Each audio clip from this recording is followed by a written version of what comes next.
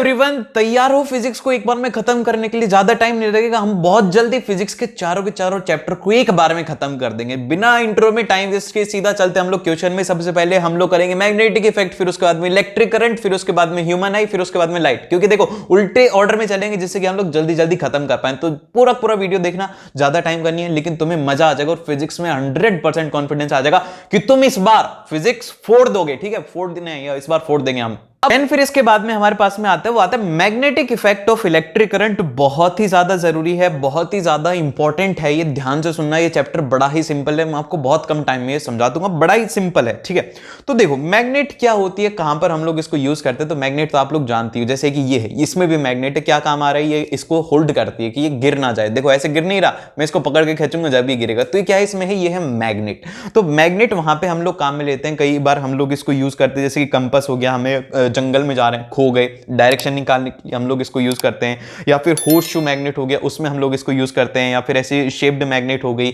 जो कि bar magnet होती है। ऐसे बहुत तरीके की मैग्नेट होती है। तो बेसिकली आपको ये याद ही नहीं रखना, आपको सिंपल से इसकी डेफिनेशन एक याद रखनी है, बस पढ़ने के लिए कि हमने पढ़ा था इसको, इसीलिए ये देखना है। और ये भी इंपॉर्टेंट नहीं है। ठीक है, मैं मेरा फेस थोड़ा सा इधर कर देता हूं क्योंकि ये जूम होकर के तुम्हें बड़ा बड़ा दिखना चाहिए, तुम्हें ही दिखना चाहिए। ठीक है, तो सबसे पहले यहां पे हम लोग देखते हैं कि मैग्नेट होता क्या है। Magnet basically magnetic field and the magnetic field lines. देखो यार, ये आज तो क्या हो रहा है ये, हाँ देखो, ठीक है, magnetic field and the magnetic field lines. Magnetic field lines due to the current carrying conductor and the right hand thumb rule. ये भाई साहब ये पूरे टॉपिक्स लिखे हुए हैं, मैंने इनको पढ़ने लग गया। लेकिन यहां पर जो डेफिनेशन है वो ये इतनी सी है कि magnet of an object that attracts the object made of iron cobalt nickel. Magnet वो होती है जो कि क्या करे, जो कि ऑब्जेक्ट्स बने होते हैं, आयरन के बने होते हैं, कोबाल्ट के बने होते हैं, उनको क्या करे, अट्रैक्ट कर ले। अब जैसे कि ये है, ये मैग्नेट है। अब अगर मैं इसको यहां पर लोहे पर लगा दूंगा तो भी ये लग जाएगी। तो वही यही जो होता है कि जो अट्रैक्ट करती है उसे कोई हम लोग कहते हैं क्या, मैग्नेट कहते हैं। बड़ा ही सिंपल सा कंसेप्ट है। और उसी के साथ में मैग्नेट जो है वो किस डायरेक्शन में रेस्ट में आती है। मैग्नेट हमेशा नॉर्थ साउथ डायरेक्शन में रेस्ट में आती है। जब हम उसको, जैसे कि अब इसको अगर आप ऐसे खुला छोड़ दोगे ना, तो ये नॉर्थ और साउथ डायरेक्शन के अंदर ऑटोमेटिकली अपने आप को सस्पेंड कर लेगी। ऐसा इसलिए होता है क्योंकि हमारी जो अर्थ है वो भी एक तरीके की मैग्नेट है, उसमें भी एक तरीके की मैग्नेट है जिसके नॉर्थ और साउथ पोल होते हैं। तो जब हम इनको छोड़ देंगे तो क्या होगा कि ये बात जरूर से याद रखना कि जो नॉर्थ है ना, उसको कभी भी नॉर्थ अच्छा नहीं लगता। नॉर्थ को नॉर्थ थोड़ी अच्छा लगता है, उसको लगता है साउथ। समझ रहे हो मेरी बात? नॉर्थ को साउथ अच्छा लगता है, और साउथ को कौन अच्छा लगता है, साउथ को अच्छा लगता है नॉर्थ। और जैसे ही अगर आप नॉर्थ को नॉर्थ के पास ले जाओगे ना, उनके बीच में बड़ी तगड़ी लड़ाई होती है। जैसे कि मैं क्या करूं यार, मेरे पास में मैग्नेट नहीं है, नहीं तो मैं तुम्हें करके बताता हूं। मैग्नेट अगर होती ना तो मैं तुम्हें बताता कि वो अगर पास में लेके जाते तो ऐसे एक दूसरे को रिपेल करते, लेकिन वहीं पर जैसे नॉर्थ और साउथ को वो ऐसे चिपक जाती है। तो यही होता है, यही मतलब कि आप यहां पे याद रखो कि लाइक पोल, क्या, like pole repel each other. एक जैसे लोग अपने आप को हमेशा, मतलब कि एक जैसे लोग, एक जैसे दिखने वाले लोग एक दूसरे से नफरत करते हैं, और अलग अलग दिखने वाले लोग अच्छा लगता है। समझ रहे हो मेरी बात? बस समझ जाओ, फीलिंग समझो मेरी। ये बात तो मैंने पता नहीं क्या बोल दिया, लेकिन समझो फीलिंग। फीलिंग क्या है कि अगर एक जैसा होगा रिपेल होंगे, अगर अलग अलग होंगे तो अट्रैक्ट होंगे। बड़ा ही सिंपल सा कंसेप्ट है, बहुत ही आसानी से आपने समझ भी लिया, मैं समझ भी गया हूं। और फिर इसके बाद में जो नेक्स्ट आता है वो आता है कि यूजेस ऑफ मैग्नेट कहां कहां पर हम लोग यूज में लेंगे। तो भैया इसका यूज होता है रेफ्रिजरेटर में होता है, रेडियो में होता है, ऑडियो में होता है, चिल्ड्रंस के टॉयज में होता है, हार्ड डिस्क में होता है, फ्लॉपी डिस्क में होता है। सभी जगह पर मैग्नेट का ही यूज होता है। ये आएगा भी, ये नहीं आएगा, तो बस तुम्हें समझाने के लिए था, फील लेने के लिए था कि मैग्नेट कहां कहां पर यूज में ली जाती है। अब जो आएगा वो है यहां पे इसमें लिखा हुआ कि प्रॉपर्टीज ऑफ मैग्नेट क्या होती हैं। तो सबसे पहली जो हमारी प्रॉपर्टी होती है वो ये होती है कि a freely suspended magnet always points towards the north south direction. और जो एक फ्रीली सस्पेंडेड मैग्नेट होती है ना, वो हमेशा ही कैसे करती है, नॉर्थ और साउथ डायरेक्शन को पॉइंट करती रहती है।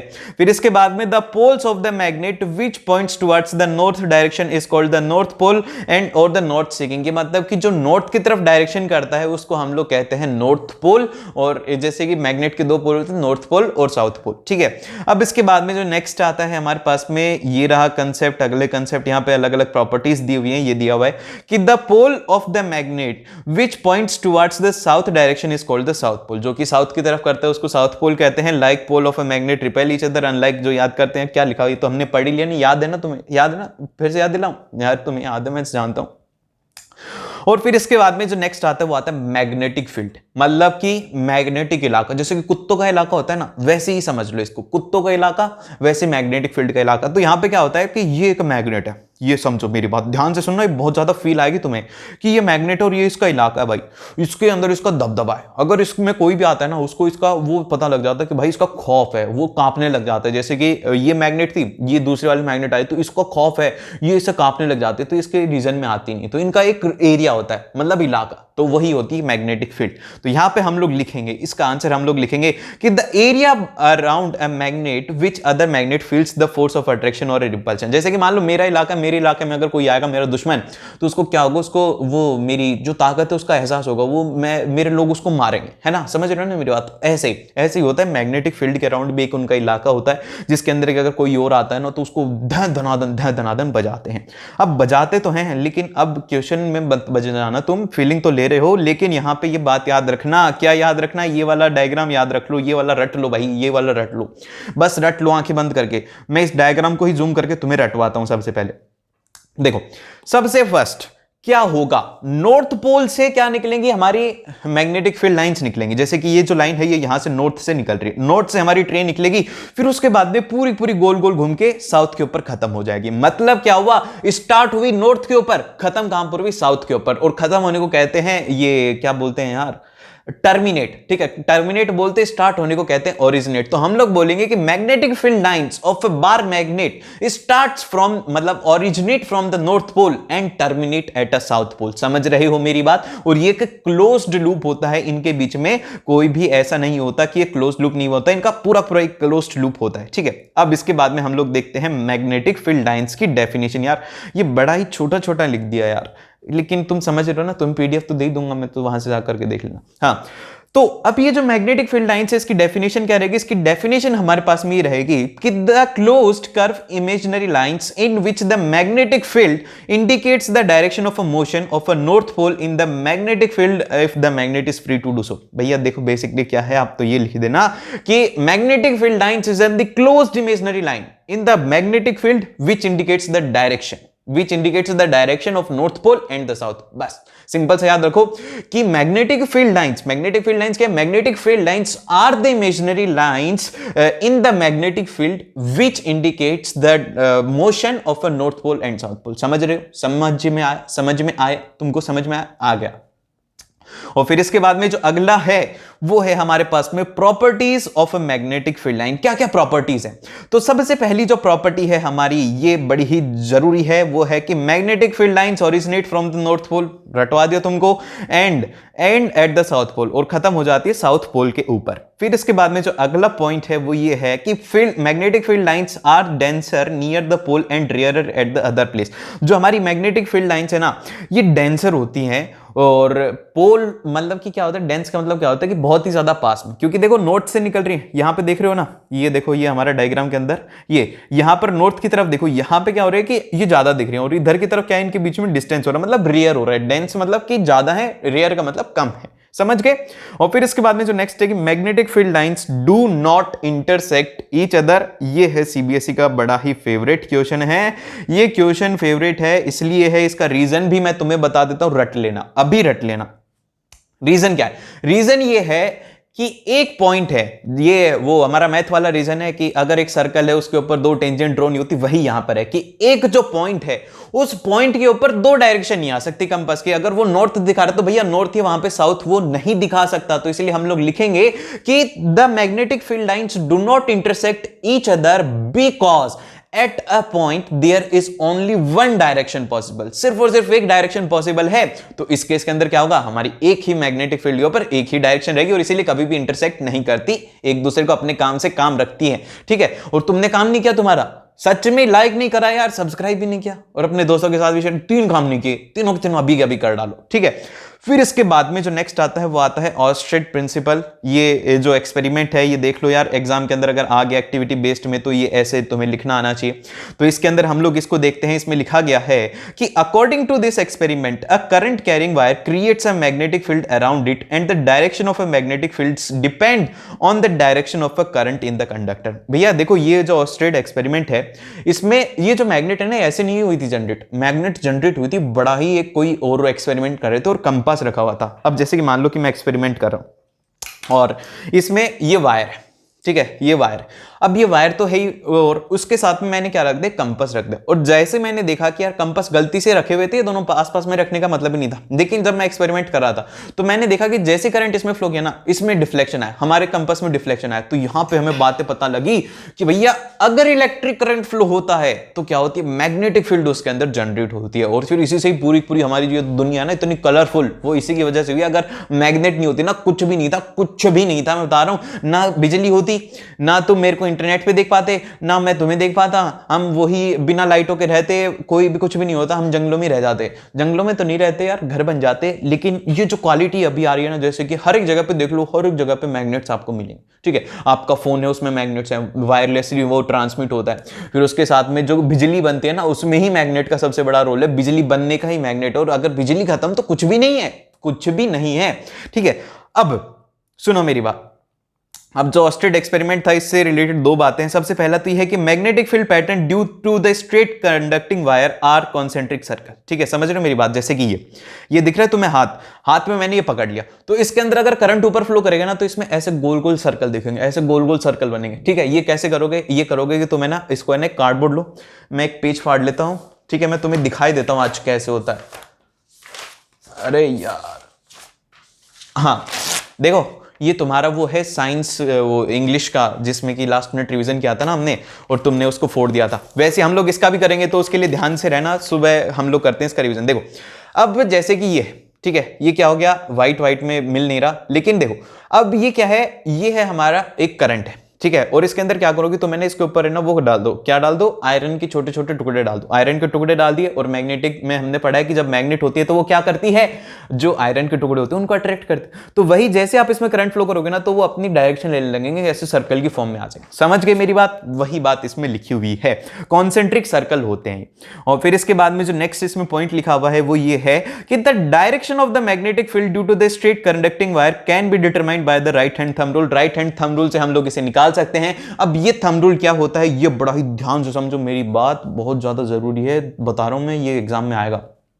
तो देखो इसमें क्या बोलता है, अकॉर्डिंग टू दिस रूल, ये रूल हमें ये बोलता है कि if the current carrying conductor is held in the right hand, अगर हमारा ये मेरा राइट हैंड है, राइट हैंड के अंदर मैं इसको होल्ड करता हूं, और ये जो मेरा अंगूठा है वो जाता है इसकी डायरेक्शन में, कि इधर करंट फ्लो कर रहा है, इधर की तरफ है। तो अभी यहां पर जो मेरी अंगुलियां ऐसे घूम रही है ना, देखो ये ऐसे घूम रही हैं। अब ये कैसी डायरेक्शन है, ये कैसे, जैसे कि अगर अंदर आता तो ये कैसी डायरेक्शन है, ये क्लॉक कैसे घूमती है, लेकिन ये घूम रहा है ऐसे, तो एंटी क्लॉकवाइज। तो एंटी क्लॉकवाइज डायरेक्शन होगी, इस तरीके से आप उसकी मैग्नेटिक फील्ड को निकाल सकते हो। वही बातें इसमें लिखी हुई है जो कि आपको बताना है। अब आप मेरे को बताओ कि ये है, इसके अंदर करंट अगर नीचे की तरफ फ्लो रहा है तो कैसे होगा, कैसे होगा, जल्दी से बताओ कि कैसे होगा। मैंने दिखा भी रहा हूं मैं, लेकिन मैं तुमसे जानना चाहता हूं कि क्लॉकवाइज या फिर एंटी क्लॉकवाइज, जल्दी से इसका आंसर मेरे को तुमसे चाहिए, ठीक है। समझ गए तुम, इतना बहुत बढ़िया। बस थोड़ी सी बातें और बची हुई हैं, फिर उसके बाद में खत्म है ये चैप्टर में। तो कुछ भी नहीं है यार, कुछ भी नहीं है भाई, बहुत ही ज्यादा आसान चैप्टर है ये।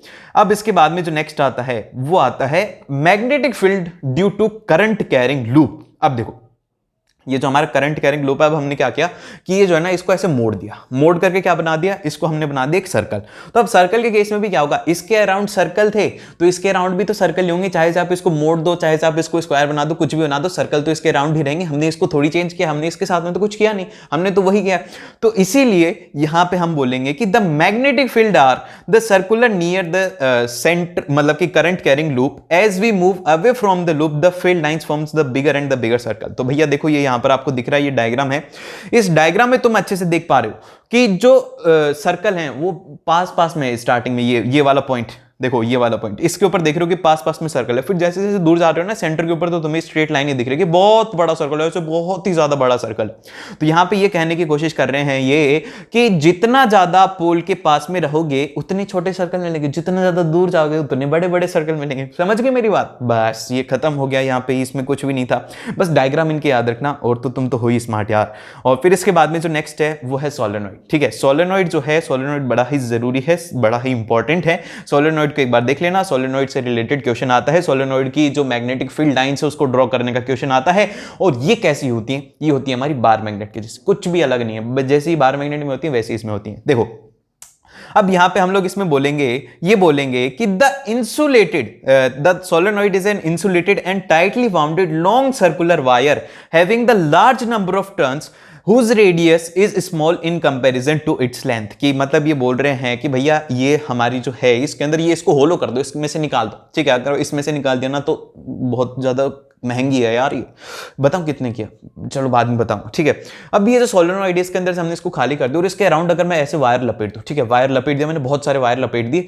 अब इसके अंदर से अगर मैं करंट फ्लो करवाता हूं तो ये क्या करेगी, बार मैग्नेट की तरह काम करेगी, समझ गए, बार मैग्नेट की तरह काम करती है। जब इसमें करंट फ्लो होता है ये होलो होनी चाहिए और इसकी जो रेडियस है ना, ये वाली जो रेडियस है, जैसे कि इसकी ये जो रेडियस है ये क्या होनी चाहिए, इसकी लेंथ से कम होनी चाहिए, जब ये सोलेनॉइड मानी जाएगी। तो ये हो गया हमारे पास में। और magnetic field produced by is similar to the magnetic field produced by the bar magnet. जैसी हमारी बार मैग्नेट प्रोड्यूस करती है वैसे ये प्रोड्यूस करती है। ये इस तरीके से इसका डायग्राम हो गया, बड़ा ही सिंपल सा था। और जो करंट कैरिंग सोलेनॉइड होता है उसको हम लोग कहते हैं इलेक्ट्रोमैग्नेट, ठीक है, समझ गए, बहुत ही अच्छी बात है, बहुत अच्छे से तुमने समझ लिया है। देन फिर इसके बाद में जो नेक्स्ट आता है कि प्रॉपर्टीज ऑफ अ मैग्नेट, ये रहा, देखो ये तुम्हें देखना है ना कि कैसा दिखता है, इस तरीके का दिखता है। अब इसके बाद में जैसे कि properties of a magnetic field lines of a force of a magnetic field line. तो देखो भैया इसमें ये जो है ना ये तुम्हें याद करना पड़ेगा, इसको मैं तुम्हें फील देकर के नहीं समझा सकता, ये एनसीईआरटी से मैं तुम्हें करवा के दिखा सकता था, एक्सपेरिमेंट करवा के दिखा सकता था, लेकिन अभी इतना टाइम नहीं तो इतना तगड़ा एक्सपेरिमेंट होता है ना, मजा आ जाता तुम्हें, ठीक है। लेकिन अब देखो, अब इसमें क्या क्या बातें लिखी हुई हैं, क्या क्या प्रॉपर्टीज हैं वो हम लोग देख लेते हैं। हमारे काम की तो अभी यही है, वो हमें और काम की नहीं है। तो इसमें हम लोग लिखेंगे कि this line originate from the north pole and end at the south pole, कि ओरिजिनेट होती है किससे, नॉर्थ से, एंड होती है साउथ पोल के ऊपर। सेकंड आता है कि the magnetic field line force are the continuous close loop, और ये एक कंटिन्यूअस क्लोज लूप फॉर्म करती है। Two magnetic field lines of a force do not intersect each other, वो कभी भी एक दूसरे को इंटरसेक्ट नहीं करती है। And the tangent at the any point on the magnetic field lines gives the direction of a magnetic field at that point, कि अगर आपको जैसे कि किसी भी पॉइंट के ऊपर डायरेक्शन चाहिए तो उसके ऊपर एक टेंजेंट ड्रॉ कर दो तो वहां पे उसके आपको डायरेक्शन मिल जाएगी। अभी इसके बाद में आता है इलेक्ट्रिक करंट। देखो इलेक्ट्रिसिटी जो चैप्टर है वो बहुत ही ज्यादा आप लोगों के लिए इंपॉर्टेंट चैप्टर है, इसमें जो फॉर्मुलाज हैं वो बहुत ही ज्यादा इंपॉर्टेंट है। इसके कंसेप्ट समझ जाओ तो आपको फॉर्मुलाज लगा करके न्यूमेरिकल सॉल्व करने में कोई भी टाइम नहीं लगेगा। तो देखो सबसे फर्स्ट अगर मैं आपको बताऊं कि इलेक्ट्रिक करंट या फिर इलेक्ट्रिसिटी है, इसके नोट्स मैंने थोड़े से अलग बनाए, आप देख रहे हो कि हैंड रिटन नोट्स है, तो बताना कि आपको कौन से नोट्स ज्यादा अच्छे लगते हैं। एक तो वो टाइप्ड नोट्स हैं या फिर ये हैंड रिटन नोट्स है, कौन सा वाले ज्यादा अच्छे लगते हैं उसी में आपको मिलेगा, ठीक है। तो सबसे फर्स्ट हम लोग बात कर रहे हैं कि इलेक्ट्रिक करंट होता क्या है, इलेक्ट्रिक करंट क्या होता है। तो basically it is the amount of the charge flow through the conductor in a unit time, की मतलब एक कंडक्टर, जैसे कि कंडक्टर है, इसमें से कितना अमाउंट ऑफ चार्ज फ्लो हो रहा है एक यूनिट टाइम में। यूनिट कितना हो सकता है, 1 सेकंड भी हो सकता है, 1 मिनट भी हो सकता है, यूनिट टाइम कितना भी हो सकता है, लेकिन हम लेंगे यूनिट टाइम को सेकंड्स में, ठीक है। तो यहां पर एक यूनिट टाइम जो कि सेकंड है, 1 सेकंड के अंदर इसमें से कितना चार्ज फ्लो हुआ, क्योंकि ये कंडक्टर है तो इसको हम लोग कह देंगे इतना चार्ज फ्लो हुआ इतने सेकंड में, तो उसको हम बोल देंगे इलेक्ट्रिक करंट। और इसका जो फॉर्मूला रहता है हमारे पास में वो रहता है di is equal to dq by dt is equal to, हम बोल देंगे कि I जो है करंट है वो है एम्पियर, इसकी यूनिट होती है, is equal to coulomb per second, कि इतना जो कूलम चार्ज फ्लो हुआ था 1 सेकंड में। और इसकी जो ऐसा यूनिट है हमारे पास में वो रहती है इलेक्ट्रिक करंट की, वो होती है एम्पियर, इसकी ऐसा यूनिट होती है। एग्जाम के अंदर क्वेश्चन ये आएगा कि डिफाइन 1 एम्पियर, 1 एम्पियर को डिफाइन करो कि क्या होता है। तो ध्यान से सुनो, हम लोग 1 एम्पियर को डिफाइन करते हैं कि आपको है ना I की वैल्यू 1 चाहिए, तो क्या करो कि कूलम की वैल्यू भी 1 कर दो और M की वैल्यू भी 1 कर दो। तो आप इसको फिर डिफाइन ऐसे करोगे कि भैया आपने अभी भी कहा था कि जो इलेक्ट्रिक करंट है वो ये होता है कि इस कंडक्टर में से कितना चार्ज फ्लो किया था कितने टाइम में। तो आप बोलेंगे कि भैया 1 चाहिए ना, तो 1 कूलम चार्ज को फ्लो करवा दो 1 सेकंड में, तो इसके अंदर जो इलेक्ट्रिक करंट फ्लो होगा ना वो हो जाएगा 1 एम्पियर। कितना स्मार्ट जवाब दिया तुम, अरे बहुत जीनियस हो यार तुम। तो यहां पे हम लोग इसका आंसर अब लिखेंगे कि when 1 coulomb of a charge flow through a conductor in 1 second, 1 coulomb of charge flow करता है किसी भी कंडक्टर में 1 सेकंड में, तो वहां पर जो इलेक्ट्रिक करंट है वो हो जाता है 1 एम्पियर। और फिर इसके बाद में अगला जो आता है कि एमीटर क्या होता है। Ammeter is a instrument used to measure the electric current, कि कितना इलेक्ट्रिक करंट फ्लो हो रहा है उसको मेजर करने के लिए जो इंस्ट्रूमेंट यूज में लेते हैं उसको कहते हैं हम लोग ammeter. And it is connected in the circuit in series, series के अंदर उसको कनेक्ट किया जाता है। ये याद रखना कि सीरीज के अंदर हम लोग किसको कनेक्ट करते हैं, वो करते हैं एमीटर को। और फिर इसके बाद में जो गैल्वेनोमीटर होता है, गैल्वेनोमीटर भी ये जो हमारा इलेक्ट्रिक करंट है इसको मेजर करता है, लेकिन ये काम अलग करता है कि डायरेक्शन को भी बताता है कि किस तरफ फ्लो कर रहा है। जैसे कि अगर मान लो कि ये करंट फ्लो कर रहा है, अगर इधर फ्लो कर रहा होगा ना तो ये इस तरफ डिफ्लेक्शन देगा, और अगर ये इधर फ्लो कर रहा होगा तो इस तरफ डिफ्लेक्शन देगा। तो ये डिफ्लेक्शन देकर के बताता है, कौन बताता है? वो बताता है गैल्वेनोमीटर कि इतना अमाउंट ऑफ करंट फ्लो रहा है इधर या फिर इधर। ठीक है, समझ रहे हो मेरी बात? और फिर इसके बाद में जो नेक्स्ट आता है वो आता है हमारे पास में ये पोटेंशियल डिफरेंस क्या होते हैं। बेसिक बेसिक चीजें बहुत ही ज्यादा इंपॉर्टेंट। मैंने ज्यादा बड़े नोट्स नहीं बनाए, मैंने बनाए ऐसे नोट्स की जिससे ना तुम्हारा रिवीजन हो जाए और कुछ भी छूटे भी ना। अच्छी बात है ना कि आपका रिवीजन भी हो रहा है और आप कुछ छोड़ भी नहीं रहे, तो बहुत अच्छा है। तो सबसे फर्स्ट अगर हम लोग बात करें पोटेंशियल डिफरेंस क्या होता है, तो बेसिकली पोटेंशियल डिफरेंस होता है कि the amount of a work done it to move a charge from one point to other point. अब इसका मतलब क्या भैया, देखो कि ये एक पॉइंट है, मान लो कि ये पॉइंट है और इसके ऊपर मैंने क्या रख दिया, एक चार्ज। देखो ये हो गया हमारा क्या है, ये है एक चार्ज है जो कि हमारे क्या है, एक ए पॉइंट के ऊपर। अब ये बोल रहा है कि मेरे को पॉइंट बी के ऊपर जाना है, तो मैं क्या करूंगा, इसको यहां से ऐसे लेकर के जाऊंगा। तो यहां पे क्या हुआ, मेरा हाथ मूव किया तो यहां पे कुछ ना कुछ एक वर्क डन हुआ। तो यही जो वर्क डन होता है एक चार्ज को एक पॉइंट से दूसरे पॉइंट तक ले जाने के लिए, उसी को ही हम लोग कहते हैं, क्या कहते हैं, उसको कहते हैं हम लोग पोटेंशियल डिफरेंस उसका चार्ज के लिए। तो इसका जो फॉर्मूला होता है वो होता है V is equal to q by W by q होता है, यहां पर W वर्क डन होता है, डिवाइड बाय में चार्ज होता है। और इसकी जो ऐसा यूनिट होती है वो होती है वोल्ट। क्या होती है? वोल्ट इसकी ऐसा यूनिट होती है जिसको कि हम लोग डिनोट करते हैं कैपिटल V से। और फिर इसके बाद में इसके लिए जो डिवाइस यूज में ली जाती है उसका नाम होता है volt meter connected in parallel. ये आ गई ना बात भैया, पैरेलल के अंदर आपको कनेक्ट करना है इसको, क्योंकि इसका जो रेजिस्टेंस है वो बहुत ही ज्यादा हाई होता है, जिस वजह से हम लोग इसको क्या करते हैं कि पैरेलल में कनेक्ट करते हैं, जिससे का जो इसका इक्विवेलेंट रेजिस्टेंस है वो कम हो जाए। ठीक है, और फिर इसके बाद में अगला जो है वो है हमारे पास में आता है ओम्स लॉ। अब देखिए ओम्स लॉ क्या है। ओम्स लॉ बड़ा ही सिंपल है, बहुत ही अच्छी बात कहता है ओम्स लॉ। ओम्स लॉ हमसे ये कहता है कि ओम्स लॉ क्या कहता है, ओम्स लॉ हमसे ये कहता है कि भैया देखो सुनो मेरी बात। ओम्स दादा थे, इन्होंने ना ऑब्जर्व करी थी एक बात, इन्होंने करा था इलेक्ट्रिक करंट को और इन्होंने देखा था पोटेंशियल डिफरेंस को, इनके बीच में इनको एक रिलेशन बनाता, उसको देख करके इन्होंने ये बात कही थी। तो इन्होंने ये कहा था कि electric current flowing through the conductor is directly proportional to the potential difference. की कितना, जैसे कि मान लो कि हमारा क्या है, ये एक कंडक्टर, इसमें से कितना इलेक्ट्रिक करंट फ्लो कर रहा है वो डायरेक्टली प्रोपोर्शनल रहेगा कि इसके जो दोनों एंड्स है इसके ऊपर कितना पोटेंशियल डिफरेंस है। तो यहां से ओम्स दादा की बात हम मानेंगे और कहेंगे कि V is proportional to I, V is proportional to I। फिर ये प्रोपोर्शनलिटी का कांस्टेंट हटता है तो यहां पे आता है V is equal to IR। और भैया इस चैप्टर का जो सार है वो यही है। ठीक है, क्या है? V is equal to IR इस चैप्टर का सार है। न्यूमेरिकल बेस्ड क्वेश्चन भी यहीं से सॉल्व हो जाते हैं, सर्किट बेस्ड क्वेश्चन भी यहीं से सॉल्व हो जाते हैं। जिसको ये समझ में आ गया कि इसको कैसे यूज करना है उसका बेड़ा पार है। इलेक्ट्रिसिटी खत्म भाई, खत्म यार, खत्म है इलेक्ट्रिसिटी। और फिर इसके बाद में जो नेक्स्ट आता है वो ये है, हम देखते हैं। तो अगर जैसे कि इफ V इज कांस्टेंट, अगर हमारे वोल्टेज कांस्टेंट हो जाता है इस केस में, तो हम लोग बोलेंगे कि जो रेजिस्टेंस है वो इनवर्सली प्रोपोर्शनल होता है करंट के। इसका क्या मतलब हुआ? इसका मतलब ये हुआ कि तुम है ना रेजिस्टेंस बढ़ा दो तो क्या होगा, करंट की जो वैल्यू है वो डिक्रीज होने लग जाएगी। या फिर तुम एक काम करो, करंट की वैल्यू बढ़ा दो, रेजिस्टेंस की वैल्यू डिक्रीज होने लग जाएगी। और अगर करंट को कांस्टेंट रख देते हो तो वोल्टेज के साथ में खेलना चाहते हो तो वोल्टेज बढ़ाओगे तो रेजिस्टेंस की वैल्यू भी इंक्रीज होगी, और अगर वोल्टेज घटाओगे तो उसकी वैल्यू भी डिक्रीज होगी। बड़ा ही सिंपल सा कंसेप्ट है, एक लाइन का कंसेप्ट, कितना प्यारा कंसेप्ट है। फिर इसके बाद में जो नेक्स्ट आता है वो आता है रेजिस्टेंस। अब देखिए रेजिस्टेंस क्या होता है, रेजिस्टेंस क्या होता है। जैसे कि मैं आपको बताऊं कि आप एक रूम में हो, ठीक है, उस रूम के अंदर ऑलरेडी 100 बच्चे हैं और आपको ये गेट है और इस गेट से उस गेट के ऊपर जाना। अब बीच में 100 बच्चे हैं तो आप कैसे जाओगे? आप हर एक से टकराओगे और एकदम से क्लोजली पैक आप टकराओगे, ठीक है, टकराओगे। और वहीं पर अगर वो खाली रूम होता आप उसमें भाग जाते, सीधे भाग जाते ऐसे, ठीक है। तो अब यहां पर क्या होता है कि आपने एक तरीके से टकरा रहे हो, तो इसी तरीके से क्या होता है कि ये जो कंडक्टर है इसके अंदर बहुत सारे इलेक्ट्रॉन्स है। अब जैसे हम लोग नए इलेक्ट्रॉन को फ्लो करवाते हैं ना, तो इसके अंदर वाले इलेक्ट्रॉन आपस में ना एक दूसरे से झगड़ते हैं, एक दूसरे से मुक्केबाजी करते हैं, एक दूसरे से लड़ते हैं। तो वो जो लड़ते हैं वो जो एक तरीके से उसको बोलते हैं कि भाई तू नहीं जा सकता, वही यहां पर होता है रेजिस्टेंस। रेजिस्टेंस मतलब होता है कि किसी को नहीं जाने देना, कि इलेक्ट्रिक करंट को फ्लो करने में जितना रेजिस्टेंस आ रहा है उसी को ही कहा जाता है रेजिस्टेंस। तो यहां पे हम लोग इसकी डेफिनेशन देखते हैं कि it is the property of a conductor by virtue of it it oppose और resist the flow of charge. जिसकी वजह से ये जो चार्ज को फ्लो हो रहा है इसमें से उसको अपोज करता है, नहीं जाने दूंगा मैं तुझे, नहीं जाने दूंगा, ठीक है, इस तरीके से, ठीक है।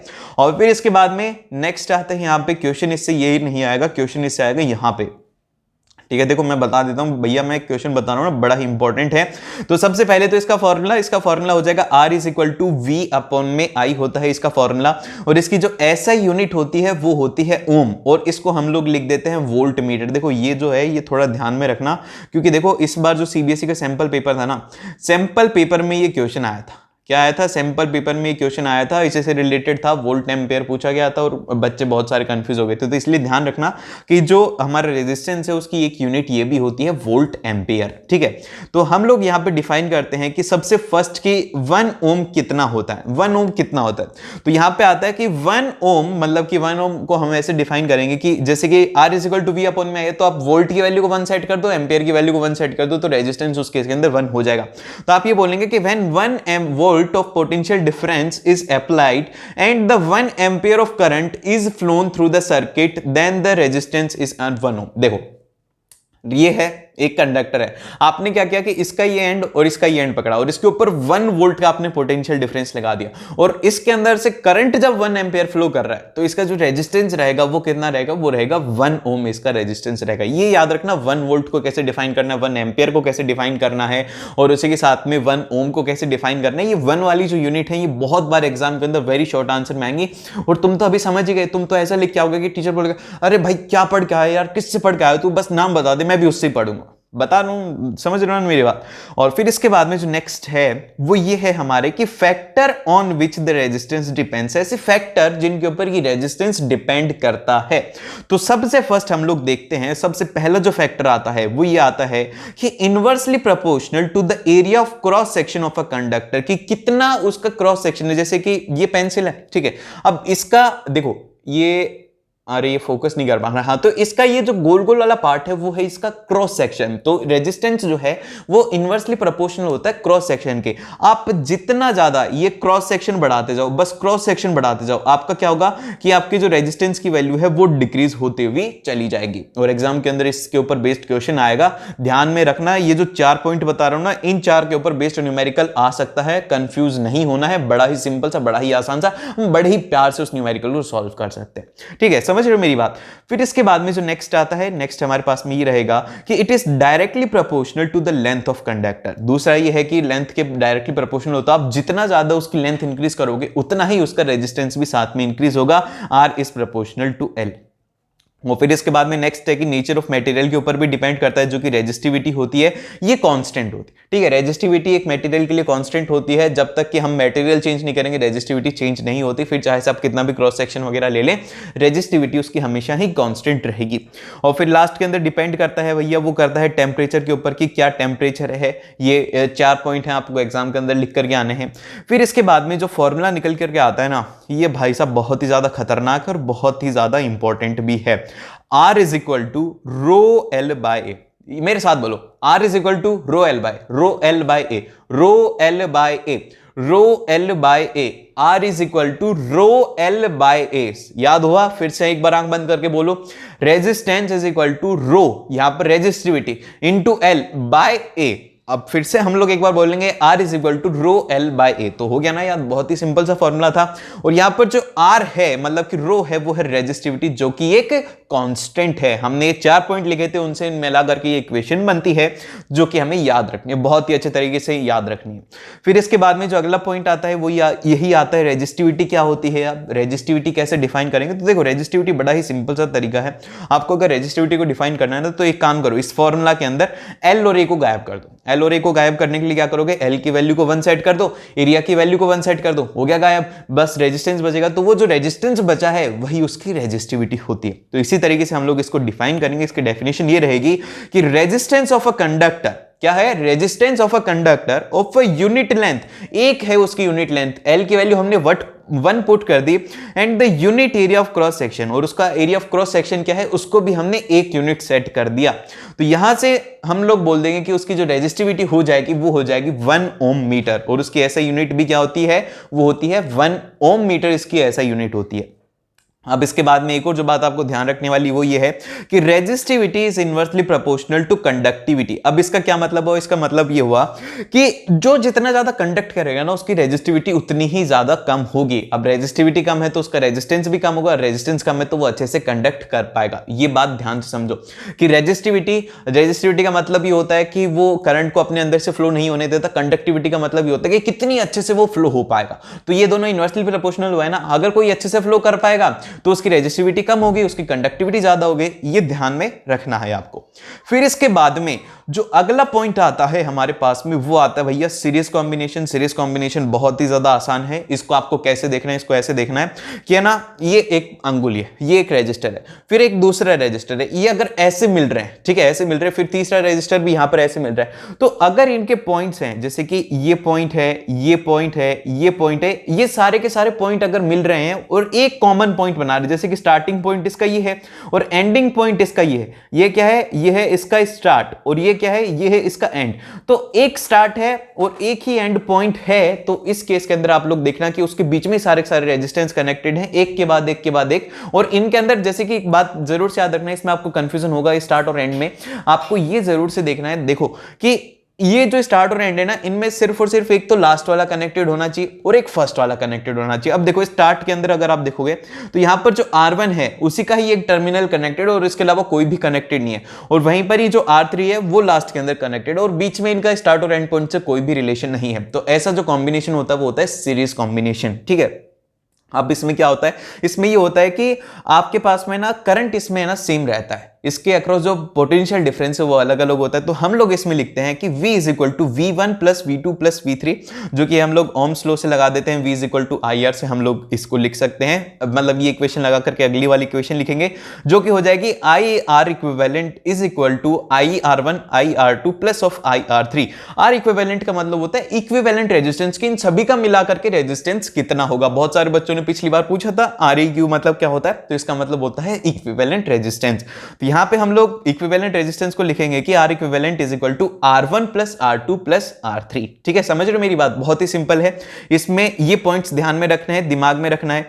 सबसे पहला जो पॉइंट है वो ये है कि R equivalent is always greater than any individual resistance. चाहे से कितने भी रेजिस्टेंस हो, उसका जो R इक्विवेलेंट है वो हमेशा ही ज्यादा रहने वाला है। याद रखना बात कि R equivalent is always greater than any individual resistance. अगर 5-5 ओम के हैं तो उनका जो इक्विवेलेंट रेजिस्टेंस है वो ज्यादा रहेगा। अगर एग्जाम के अंदर आपका आंसर ज्यादा आ रहा है तो इसका मतलब कुछ तो गड़बड़ है। उसी टाइम पर चेक करना दया कि कहीं तुमने कोई गलती तो नहीं कर दी। अगर गलती कर दोगे तो अच्छी बात नहीं है, तो ध्यान से देखना उस टाइम। और फिर इसके बाद में जो नेक्स्ट आता है वो ये आता है कि for the maximum resistance it must be connected in series. और एक मैक्सिमम रेजिस्टेंस के लिए आपको उनको कनेक्ट कैसे करना होता है? उनको कनेक्ट करना होता है सीरीज में। समझ रहे मेरी बात? सीरीज के अंदर कनेक्ट कब करेंगे? जब हमें मैक्सिमम रेजिस्टेंस चाहिए होगा। और इस केस के अंदर क्या होता है कि every resistance will have the same current and different potential difference. सभी के अक्रॉस करंट सेम रहेगा, लेकिन जो पोटेंशियल डिफरेंस है वो सभी के अक्रॉस अलग अलग रहेगा। और फिर इसके बाद में अगला जो पॉइंट आता है वो आता है हमारे पास में पैरेलल कॉम्बिनेशन। पैरेलल कॉम्बिनेशन में ध्यान से देखो, जो स्टार्ट और एंड पॉइंट वाला है वो आपको यहां पे समझ में आएगा। देखो ये है स्टार्ट, ठीक है, यहां पे मैं लिख देता हूं ये क्या है, ये है हमारा स्टार्ट पॉइंट, और ये जो पॉइंट है ये है हमारा एंड पॉइंट। अब देखो इसके अंदर अगर R1 को देखेंगे तो R1 पे क्या हो रहा है? एंड पॉइंट से कनेक्ट हो रहा है, और जो R1 है वो स्टार्ट पॉइंट से भी कनेक्ट हो रहा है। इसी तरीके से R2 भी कनेक्ट हो रहा है, इसी तरीके से R3 भी कनेक्ट हो रहा है। मतलब क्या? मतलब ये कि अगर स्टार और एंड पॉइंट से सारे के सारे रेजिस्टर आकर के कनेक्ट हो रहे हैं तो इस केस के अंदर जो हमारा रेजिस्टेंस है वो रहेगा पैरेलल कॉम्बिनेशन। समझ रहे हो कि अगर स्टार्टिंग और एंडिंग पॉइंट के ऊपर आकर के सारे रेजिस्टेंस मिल रहे हैं और इनका एंड पॉइंट एक साथ आ रहा है और उनका स्टार्ट पॉइंट एक साथ आ रहा है, तो ऐसा जो कॉम्बिनेशन होता है वो किसमें होता है? वो होता है पैरेलल कॉम्बिनेशन में। अब इससे रिलेटेड कुछ बातें हैं जो कि आपको ध्यान रखनी है। सबसे फर्स्ट तो इसके अंदर जो है हमारे पास में पोटेंशियल डिफरेंस सभी के अक्रॉस सेम रहेगा। तो हमारी जो इक्वेशन बनेगी अब वो ये बनेगी I is equal to I1 plus I2 plus I3। फिर ओम्स लॉ लगाएंगे, V is equal to IR से I को इधर लिया, V बाय R आ गया। और फिर इसके बाद में हम लोग लोग लिख देंगे V upon R equivalent is equal to VR1 upon में VR2 प्लस ऑफ VR3। ठीक है, V से V कैंसिल आउट हो गया, हमारे पास में इक्वेशन बनेगी IR1 IR2 plus of IR3। ठीक है, ध्यान से देखो, एग्जाम के अंदर गलती क्या करोगे, गलती तुम ये करोगे कि तुम है ना आंसर तो निकालोगे लेकिन उसको उल्टा नहीं करोगे। तो ये ध्यान रखना कि भैया ने कहा था, क्या कहा था भैया ने ये कहा था कि तुम्हें लास्ट के अंदर आंसर को रिवर्स कर देना, बस उल्टा कर देना। अगर 1/2 आ रहा है तो एक बार देख लेना कहीं 2/1 तो नहीं हो जाएगा। ठीक है, ये गलती होती है बहुत बार, मेरे से भी बहुत बार हुई थी एग्जाम में, जब मैं सॉल्व करता था न्यूमेरिकल तो हो जाती है, तो ये देखना। अब इसके बाद में इससे रिलेटेड कुछ वेरी वेरी इंपॉर्टेंट पॉइंट्स हैं।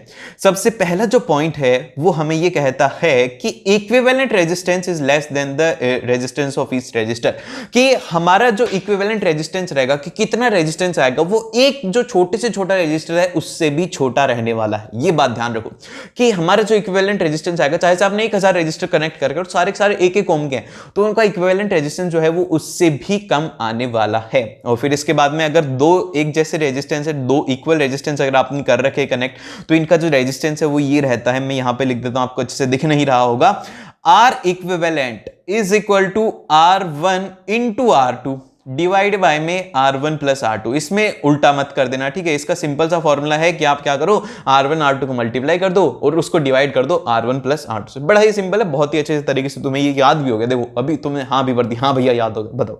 और फिर इसके बाद में जो अगला है वो ये है कि every individual resistance can operate separately, therefore domestic appliances are connected in parallel. इसके एक सबसे बड़ा एडवांटेज ये है कि सभी का स्टार्ट और एंड पॉइंट एक जगह पे होता है। तो अगर हमें एक को ही चलाने, जैसे कि फैन चलाना है तो फैन ही चलेगा, अगर लाइट चलानी है तो लाइट ही चलेगी, अगर सभी को चलाना है तो सभी चलेंगे। लेकिन सीरीज के अंदर क्या होता है, देखो ध्यान से, सीरीज वाला भी समझा देता हूं कि सीरीज के अंदर आपको क्या करना है, आपको है ना ये रेजिस्टेंस यूज में नहीं लेना। आपको मान लो कि ये जो R2 है ना आपका, ये है आपका फ्रिज, आपको ये यूज नहीं करना, ठंडा रखे, या फिर एसी है आपको यूज नहीं करना, तो आप क्या करोगे, इसको कट ऑफ कर दोगे। तो जैसे आप कट ऑफ करोगे ना तो सर्किट ही कंप्लीट नहीं होगा। जब सर्किट ही कंप्लीट नहीं होगा, करंट ही फ्लो नहीं होगा, तो बाकी के अप्लायंसेस भी वर्क नहीं करेंगे। इसीलिए जो हमारे घर की अप्लायंसेस होती हैं वो हम लोग किस में कनेक्ट करते हैं, वो करते हैं पैरेलल में, समझ रहे हो।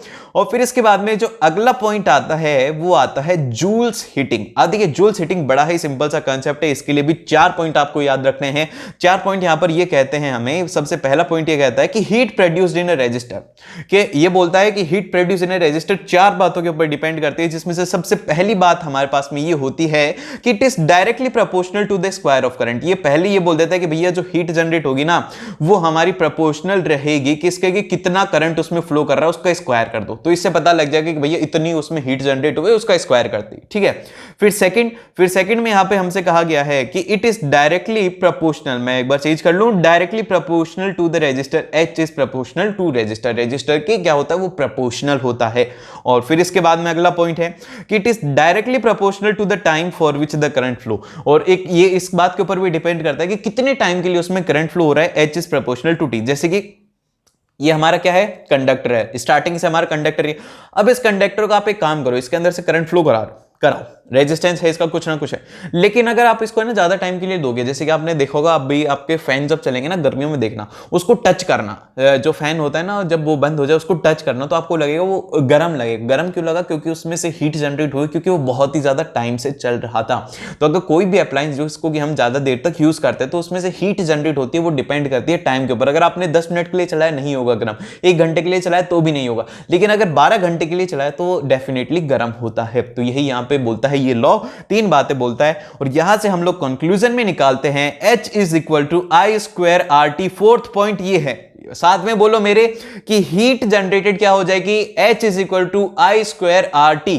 H is equal to I square RT। फिर से बोलो, H is equal to I square RT, I square RT, I square RT, I square RT। ठीक है, याद रखो, I square RT, I square RT। ठीक है, समझ रहे हो। ये हो जाएगा हमारे पास में। और इसके अंदर जब ओम्स लॉ लगाएंगे तो हम इसको और भी तरीके से लिख सकते हैं, H is equal to V square upon में RT, और H is equal to VIT भी हम लोग इसे लिख सकते हैं, समझ गए।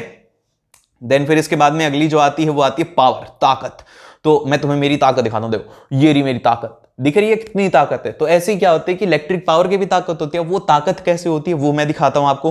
ताकत आप लोगों की भी दिखती है एग्जाम में, आप लोग जो फोड़ के आते हो ना एग्जाम में, क्या फोड़ा यार तुमने, इंग्लिश का एग्जाम मैंने देखो तो तुम्हारे तुमने कमेंट्स में आग लगा रखी थी। तो इस बार भी इतने कमेंट कर दो, इतने कमेंट कर दो कि यूट्यूब पागल हो जाए, वो बोले यार ये कैसे बच्चे हैं यार, तो करो, कमेंट कर दो, कुछ भी कर दो, स्माइली बना दो, स्माइली, लेकिन करो कमेंट, ठीक है।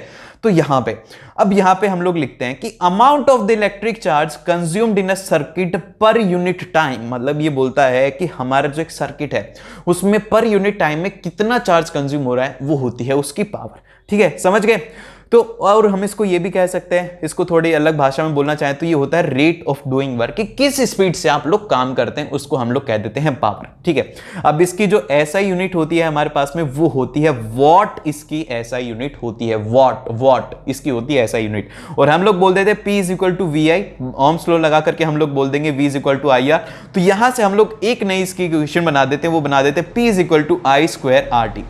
देखो ये पीछे ट्रक आ गया यार, कितना अच्छा फ्लो चल रहा था ना, ये ट्रक ने खराब कर दिया। कंस्ट्रक्शन का काम चल रहा है तो मेरे को टाइम देख करके बनानी पड़ती वीडियो, बहुत खराब है यार ये, क्या ही बताऊं मैं अब तुमको, ठीक है। तो यहां पे हमने ओम्स लॉ लगाया तो हमने लिखा power is equal to I square R. फिर इसके बाद में एक और बार ओम्स लॉ लगा करके आप देखो, इसमें किया कुछ भी नहीं है, कोई भी दिमाग नहीं लगाया मैंने। V is equal to I R है, ओम्स दादा का याद करवाया था, V is equal to I R, वीर याद रखो, वीर, ठीक है, वीर से याद रखो। तो वीर ये हो गया, तो वीर को हमने यूज करा तो यहां पे आ जाएगा P is equal to I square R, और फिर इसको हम बोल देंगे P is equal to V square upon में आर। समझ गए ना, हो गया, बस खत्म है ये, इसके बाद में तो कुछ भी नहीं है। तो छोटी सी बातें लिखी हैं, कुछ भी नहीं है, तुम तो कर लिया यार, तुमने पूरा चैप्टर खत्म कर दिया। ये वाला कितना बड़ा चैप्टर था, देख रहे हो, इतने स्मार्ट हो तुम। फिर इसके बाद में एनर्जी कंज्यूम्ड कितनी आएगी, कि कितनी एनर्जी कंज्यूम हुई। घर पे आप देखते हो कि 10 यूनिट बिजली आई, 20 यूनिट बिजली आई, इतनी बिजली आई, तो वो कैसे आती है, वो आती है power into time. Power into time की, जैसे कि आपने प्रेस को चलाया 1 घंटे के लिए चलाया और वो 1 किलोवाट की, तो आपकी जो यूनिट निकलेगी वो निकलेगी 1 यूनिट, और इसकी ऐसा यूनिट होती है किलोवाट आवर, इसकी ऐसा यूनिट होती है। और इससे क्वेश्चन आएगा आपको लास्ट के अंदर, बस कैलकुलेट करना है। तो इसके लिए याद रखना है कि इसका जो फॉर्मूला है वो होता है पावर इनटू टाइम, कितना टाइम लगा, इसकी जो यूनिट होती है वो होता है किलोवाट आवर।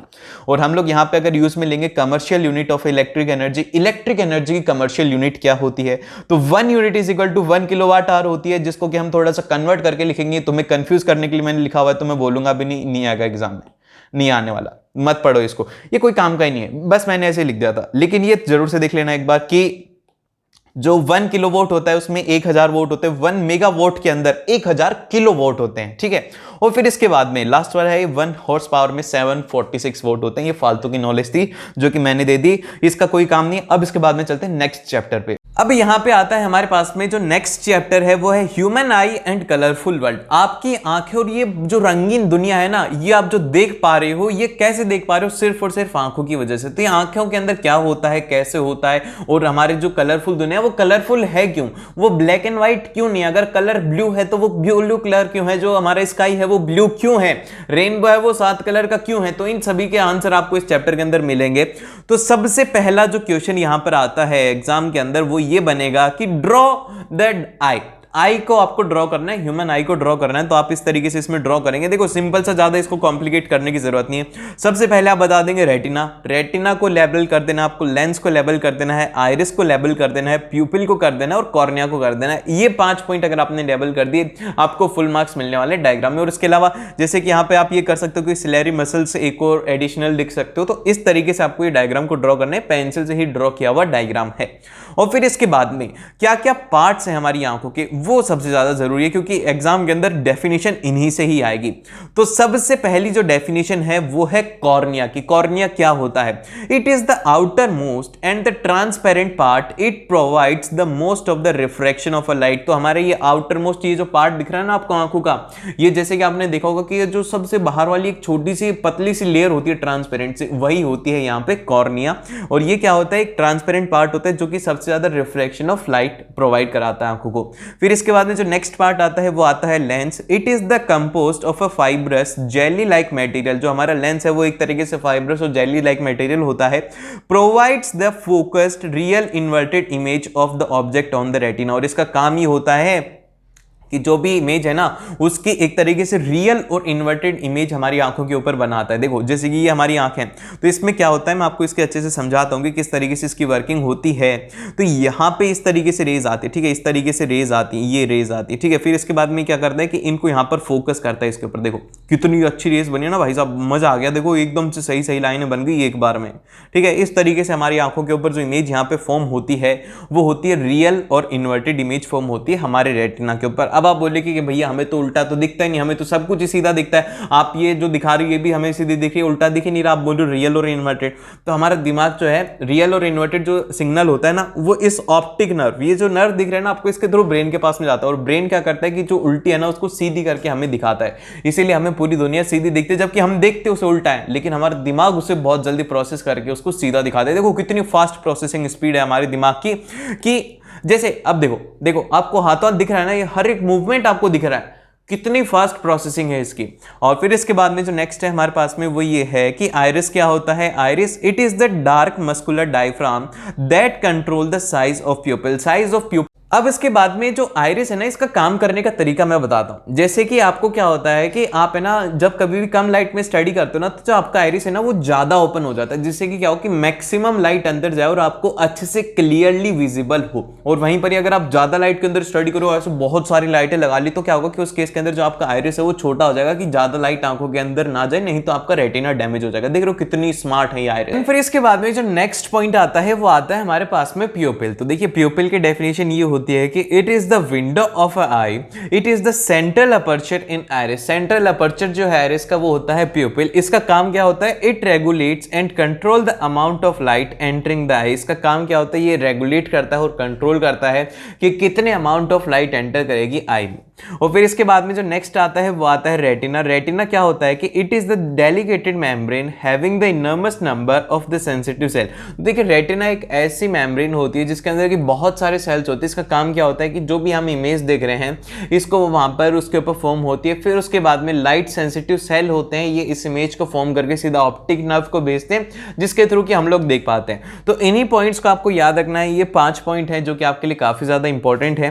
फिर इसके बाद में जो नेक्स्ट आता है वो आता है, नोट करके यहां पे लिखा हुआ है, वो सबसे ज्यादा जरूरी है, वो ये है कि एक आई के लिए फार पॉइंट क्या, कि आप कहां तक देख सकते हो, कौन सा है एंड पॉइंट। तो देखो हमारी आंखों का जो एंड पॉइंट है वो है इंफिनिटी। इंफिनिटी तक देख सकते हैं हम, कितनी भी दूर तक देख सकते हैं, इतनी हमारी आईज की कैपेबिलिटी है।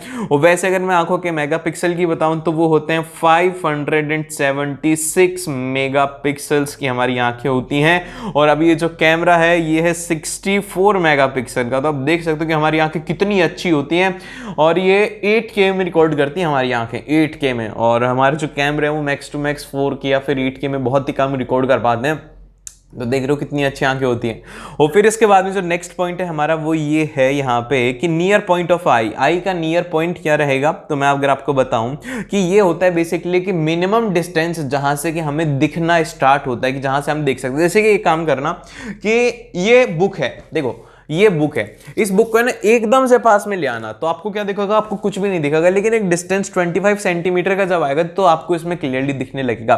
तो मतलब ये है कि एक ऐसा डिस्टेंस जिसके बाद कि हमें क्लियरली दिखने लगेगा, उसको हम लोग क्या कहते हैं, वो कहते हैं नियर पॉइंट ऑफ आई। तो इसकी डेफिनेशन ये रहेगी कि minimum distance eight which an object can be seen most distantly without any strain is called the least distance of vision. की जो हमारे पास में जितनी दूर से ना हम लोग आराम से देख सकते बिना हमारी आंखों के ऊपर जोर पड़े हुए, उसको हम लोग कहते हैं नियर पॉइंट ऑफ आई। और इसका एग्जांपल जो है, एक नॉर्मल आई का जो नियर पॉइंट है वो है यहाँ पर होता है 25 सेंटीमीटर। 25 सेंटीमीटर जो है आपको उसके बाद में सब कुछ चीजें अच्छे से दिखती हैं। फिर इसके बाद में जो नेक्स्ट टॉपिक आता है वो आता है power of accommodation. Power of accommodation का मतलब क्या होता है, basically it is the ability of eye lens to adjust its focal length. कि हमारी आईज जो है ना ये कंटिन्यूअसली फोकल लेंथ को चेंज करती रहती है। जैसे कि आप अभी पढ़ रहे हो, फिर एकदम से इधर देखो, इधर देखो, तो क्या होगा कि आपकी जो आईज की फोकल लेंथ है ना वो बहुत ही फास्टली रैपिडली चेंज होती है, और आपका फोकस जो है विद इन अ सेकंड के अंदर चेंज होकर के उस चीज के ऊपर चला जाता है। इतना यही होता है हमारी आईज का पावर ऑफ एकोमोडेशन। फिर इसके बाद में जो नेक्स्ट आता है वो आता है मायोपिया। मायोपिया क्या होता है, बेसिकली मायोपिया एक ऐसी बीमारी होती है जो कि अभी इसके अंदर क्या होता है कि जैसे कि अभी मैं मेरी चश्मा उतार दूंगा तो मेरे को क्या होगा कि 3 मीटर तक अच्छे से दिखेगा, लेकिन 3 मीटर के बाद में मेरे को थोड़ा अच्छे से धुंधला दिखेगा। तो यही यहां पर क्या होता है कि ये होता है मायोपिया कंडीशन। और एक जो मायोपिक जो एक तरीके से जो पर्सन होता है उसको है ना can see the objects clearly but can not see the distance object clearly. कि पास के ऑब्जेक्ट में बहुत अच्छे से देख पाता हूं, लेकिन दूर के ऑब्जेक्ट जब मैं दिखूंगा बिना चश्मा के तो मेरे को क्लियरली नहीं दिखेंगे, ऐसा पता लगेगा थोड़ा धुंधला धुंधला सा। तो यही होता है यहाँ पर एक मायोपिक जो होता है, एक तरीके से मायोपिक पर्सन होता है, उसके साथ में इसमें जो इमेज होती है वो इन फ्रंट ऑफ रेटिना होता है। अब देखो होता क्या है, मैं आपको बताता हूं कि ये होती है नॉर्मल आई। ठीक है, ये है नॉर्मल आई की कंडीशन, जिसके अंदर क्या है ना, नॉर्मल जो इमेज है वो रेटिना के ऊपर फॉर्म होती है, रेज आती है, फिर वो कन्वर्ज होकर के रेटिना पे फॉर्म होती है। लेकिन वहीं पर ही जो मायोपिक पर्सन होता है उसके केस में क्या होता है कि जैसे कि ये लाइज है, ठीक है, ये रेज है, ये रेज है ना यहाँ पे फॉर्म हो रही है, जो कि क्या है कि रेटिना से पहले फॉर्म हो रही है। तो इन रेज जब इमेज आगे फॉर्म हो जाएगी, रेटिना के ऊपर कुछ फॉर्म ही नहीं होगा, तो क्या दिखेगा, कुछ भी नहीं दिखेगा। तो इसीलिए क्या होता है कि यहाँ पर जो मायोपिक जो इंसान होता है उसको एक तरीके से धुंधला दिखता है। और इसी के साथ में जो नेक्स्ट है यहाँ पे वो ये है कि अगले हम इसको करेक्शन किस तरीके से करेंगे। यहाँ पे जो हम लोग लेंस यूज में लेते हैं वो लेते हैं कॉनकेव लेंस यूज में लेते हैं, जिसके अंदर की हमारी जो रेज है वो इसको थोड़ा सा डाइवर्स कर देता है, इस तरीके से डाइवर्ट कर देता है, फिर हमारी जो आंखों का लेंस है वो उसको कन्वर्स करके फिर से उसके ऊपर ले आता है, जो कि हमारी आंखों के रेटिना पे है उस पर ले आता है। तो ये इस तरीके से होता है। तो हम अगर इसके कॉजेस की बात करें कि क्या क्या कॉज होता है, तो सबसे पहला होता है कि excessive curvature of eye lens, की हमारे आई लेंस का जो कर्वेचर है वो बहुत ही ज्यादा इंक्रीज हो गया हो, जिस वजह से जो इमेज है वो रेटिना से पहले फॉर्म हो रही है। फिर सेकंड रीजन ये होता है कि स्ट्रेंथिंग ऑफ आई बॉल, की हमारी आंखें जो है वो बड़ी हो गई हो। तो देखो एक आंख जो है मेरी वो है 6/6 की, और जो दूसरी आंख है जिसके अंदर मेरा नंबर है वो है 1.25 डायोप्टर का नंबर है, इतना मेरा दूसरा नंबर है। तो ऐसा जरूरी नहीं है कि जिसके चश्मा लगा हुआ है उसकी दोनों आंखें खराब हों। और इनफैक्ट कि पहले मेरी आंखों का जो नंबर था वो ज्यादा था, लेकिन अब ये जो नंबर है वो काफी ज्यादा रिड्यूस हो चुका है। अब इसके बाद में जो नेक्स्ट हम लोग बात करते हैं वो करते हैं hypermetropia.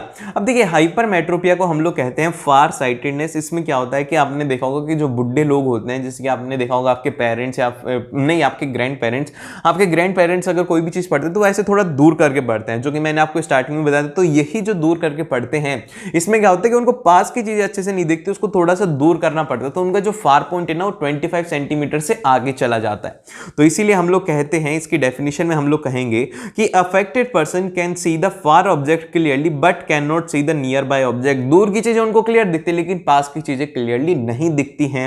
And the point of eyes moves away. इसमें क्या होता है कि जो नियर पॉइंट है वो थोड़ा आगे चला जाता है, जिस वजह से उनको देखने में प्रॉब्लम आती है। And it the image form is behind the retina. Myopia के अंदर उसके आगे फॉर्म होती थी, लेकिन हाइपरमेट्रोपिया में क्या होता है उसके पीछे इमेज फॉर्म होती है। इसके कॉजेस क्या क्या हो सकते हैं? इसका सबसे फर्स्ट जो कॉज है कि focal length of eye lens becomes too long. जो आई लेंथ है उसकी जो फोकल लेंथ है वो काफी ज्यादा इंक्रीज हो गई है, तो वो एक इसका रीजन है। दूसरा रीजन ये है कि eye ball becomes too small, और जो हमारी आंखें हैं वो छोटी हो गई हैं। अगर आंखें छोटी होगी तो क्या होगी, इमेज तो वहीं पर ही फॉर्म होगी, लेंस वगैरह थोड़ी चेंज हुए, लेकिन आंखों की साइज छोटी होगी। तो इस केस के अंदर भी क्या होता है, ये भी एक तरीके का कॉज होता है हाइपरमेट्रोपिया का। अब इसका करेक्शन किस तरीके से होता है? इसका करेक्शन होता है कॉन्वेक्स लेंस को यूज करते हैं। एप्रोप्रिएट पावर का आपने देखा होगा कि जैसे कि मैं जब पिछली बार जब चश्मा बनवाया था तो उसने एग्जैक्टली ऐसा चश्मा लगाया था, फिर उसके बाद में वो अलग अलग डाल के देखता है। आप अगर किसी ने चश्मा देखी होगी तो देखा होगा कि वो पहले डालता है 0.25 का, फिर पूछता है कि उसको पढ़ो अच्छे से दिख रहा है, तो फिर आप बोलते हो कि हाँ। अगर नहीं दिख रहा है तो फिर वो और पावर इंक्रीज करता है। तो यही यहाँ पर की एक एप्रोप्रिएट पावर जिससे कि आप क्लियरली देख पाओगे, उसी को यहाँ पे क्या कहा जाता है, उसी को ही हम लोग कहते हैं कि एक जो एप्रोप्रिएट पावर का लेंस इसमें यूज करते हैं, जो कि कॉन्वेक्स लेंस होता है। अब देखिए इसको हम लोग समझते हैं डायग्राम से कि सबसे पहली जो मायोपिया मतलब हाइपरमेट्रोपिया, इसमें जो इमेज है वो देखो आंख के पीछे फॉर्म हो रही है और आंख जो है वो छोटी हो गई। और होना कैसे चाहिए था? होना इस तरीके से चाहिए था कि जो नियर पॉइंट है वो ऐसा होना चाहिए था, लेकिन इसमें क्या है कि जो नियर पॉइंट है वो उनका आगे शिफ्ट हो गया है, जिस वजह से जो इमेज है वो उनकी फॉर्म पीछे हो रही है। और इसका करेक्शन किस तरीके से होगा? कॉन्वेक्स लेंस को यूज किया जाता है, जिससे कि जो रेस हैं वो क्या होती है, कन्वर्ज होती है, फिर उसके बाद में फिर से और कन्वर्ज होती है, और जो इमेज है वो फिर से रेटिना के ऊपर फॉर्म होती है, फिर उसके बाद में वो अच्छे से उसको देख पाते हैं। और फिर इसके बाद में जो अगला आता है वो आता है प्रेस बायोपिया। अब देखिए प्रेस बायोपिया क्या है? प्रेस बायोपिया एक ऐसा डिफेक्ट ऑफ विजन है जो कि ओल्ड पर्सन्स में दिखाया जाता है, that can not see the nearby objects clearly due to the loss of power of accommodation of eye. अब देखो ध्यान से देखो, इसमें यहाँ पे इसकी डेफिनेशन बड़ी इंपॉर्टेंट। इसकी डेफिनेशन में ये लिखा हुआ है कि it is the defect of a vision due to which old person can not see the nearby object due to the loss of power of accommodation of eye. Power of accommodation of eye अगर lose कर देती है आगे, जैसे आप बुढ़े होंगे वैसे आपकी आंखें की जो पावर है वो धीरे धीरे साथ में कम होती जाती है, क्योंकि आपकी आंखों की जो मसल्स हैं वो भी वीक होने लग जाते हैं। जैसे जैसे आप बुढ़े होंगे, जैसे जैसे टाइम निकलेगा तो आपकी जो मसल्स हैं वो भी वीक होंगी। तो वही यहाँ पे जो रीजन होता है वो होता है प्रेस बायोपिया, क्या जिससे क्या ना क्लियरली नहीं दिख पाता। और फिर इसके बाद में क्या होता है, इसमें होता क्या है, इसमें ये होता है कि the near point of a old person having the presbyopia becomes more than 25 centimetre. और इस केस के अंदर क्या होता है कि जो जिसको भी बीमारी होती है उसका जो फार पॉइंट है, मतलब नियर पॉइंट है, वो 25 सेंटीमीटर से आगे शिफ्ट हो जाता है। एंड इसके कॉजेस क्या क्या हैं, इसका सबसे पहला कॉज है कि weakening of A slurry muscles, slurry muscles weak हो जाती हैं जो कि फोकल लेंथ को कंट्रोल करते हैं ना, वही वीक होगी तो वहां पे फोकल लेंथ ही कंट्रोल नहीं हो पाती। तो ये किसका रीजन है। दूसरा रीजन है कि decreasing the flexibility of eye lens, eye lens जो है उसकी फ्लेक्सिबिलिटी डिक्रीज हो जाना, वो अच्छे से काम नहीं कर पाना, फ्लेक्सिबल नहीं रहता उतना, तो उस केस के अंदर भी होता है। और इसको जो कन्वर्जन मतलब कि एक तरीके से इसको जो करेक्शन होता है वो होता है बायफोकल लेंथ से भी इसका करेक्शन होता है। बायफोकल लेंथ, इसका याद रखना कि बायफोकल लेंथ से हम लोग किसका करेक्शन करते हैं, वो करते हैं प्रेस बायोपिया का। ठीक है, समझ रहे हो मेरी बात।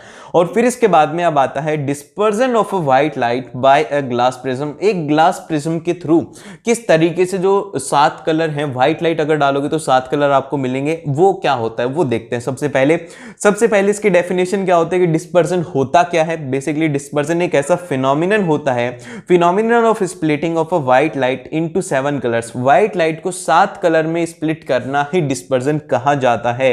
When it passes through a glass prism, जब ग्लास प्रिज्म से हम लोग व्हाइट लाइट को देते हैं ना, जैसे कि यहां पे इसमें देखो, इसमें आपको क्या दिया जा रहा है कि एक व्हाइट लाइट डाल रहे हो, फिर इधर क्या मिल रही है आपको, रेड भी मिल रहा है, रेड से लेकर के वॉयलेट तक सातों के सातों कलर आपको मिल रहे हैं जो कि नेचर में एग्जिस्ट करते हैं। ये होगा हमारे पास में वॉयलेट हो गया, इंडिगो हो गया, ब्लू हो गया, ग्रीन हो गया, येलो हो गया, ऑरेंज हो गया, रेड हो गया। तो ये 7 कलर होते हैं, इनको याद रखो, violet, indigo, blue, green, yellow, orange और रेड। विबग्योर से इसको याद रखो। विबग्योर एक बहुत ही सिंपल सा वर्ड है। वी से वॉयलेंट, फिर इसके बाद में आई से हमारे पास में इंडिगो, फिर इसके बाद बी से ब्लू और जी से ग्रीन, फिर वाई से येलो और फिर ऑरेंज और रेड। याद रख सकते हो नहीं, बहुत ही ज्यादा सिंपल है। फिर इसके बाद में इसी को ही हम लोग स्पेक्ट्रम भी कहते हैं।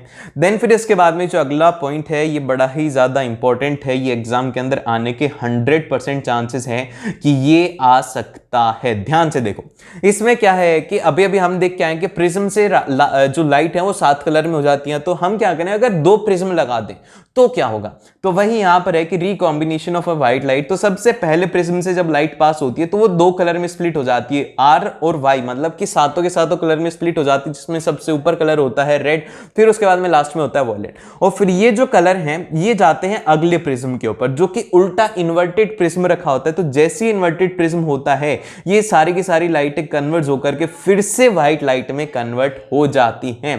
तो यही होता है रिकॉम्बिनेशन ऑफ व्हाइट लाइट। ये 7 कलर से मिल करके फिर से वो एक व्हाइट लाइट में कन्वर्ट होगी। बस 7 कलर ही होते हैं, इससे ज्यादा हम लोग स्प्लिट नहीं कर पाते लाइट को। तो हम लोग इसके डेफिनेशन देखते हैं। इसकी डेफिनेशन जो है कि it is the reverse of dispersion. Dispersion का उल्टा होता है कि डिस्पर्जन का उल्टा भी पॉसिबल है, वो यहां पे हम लोग रिकॉम्बिनेशन में देखते हैं।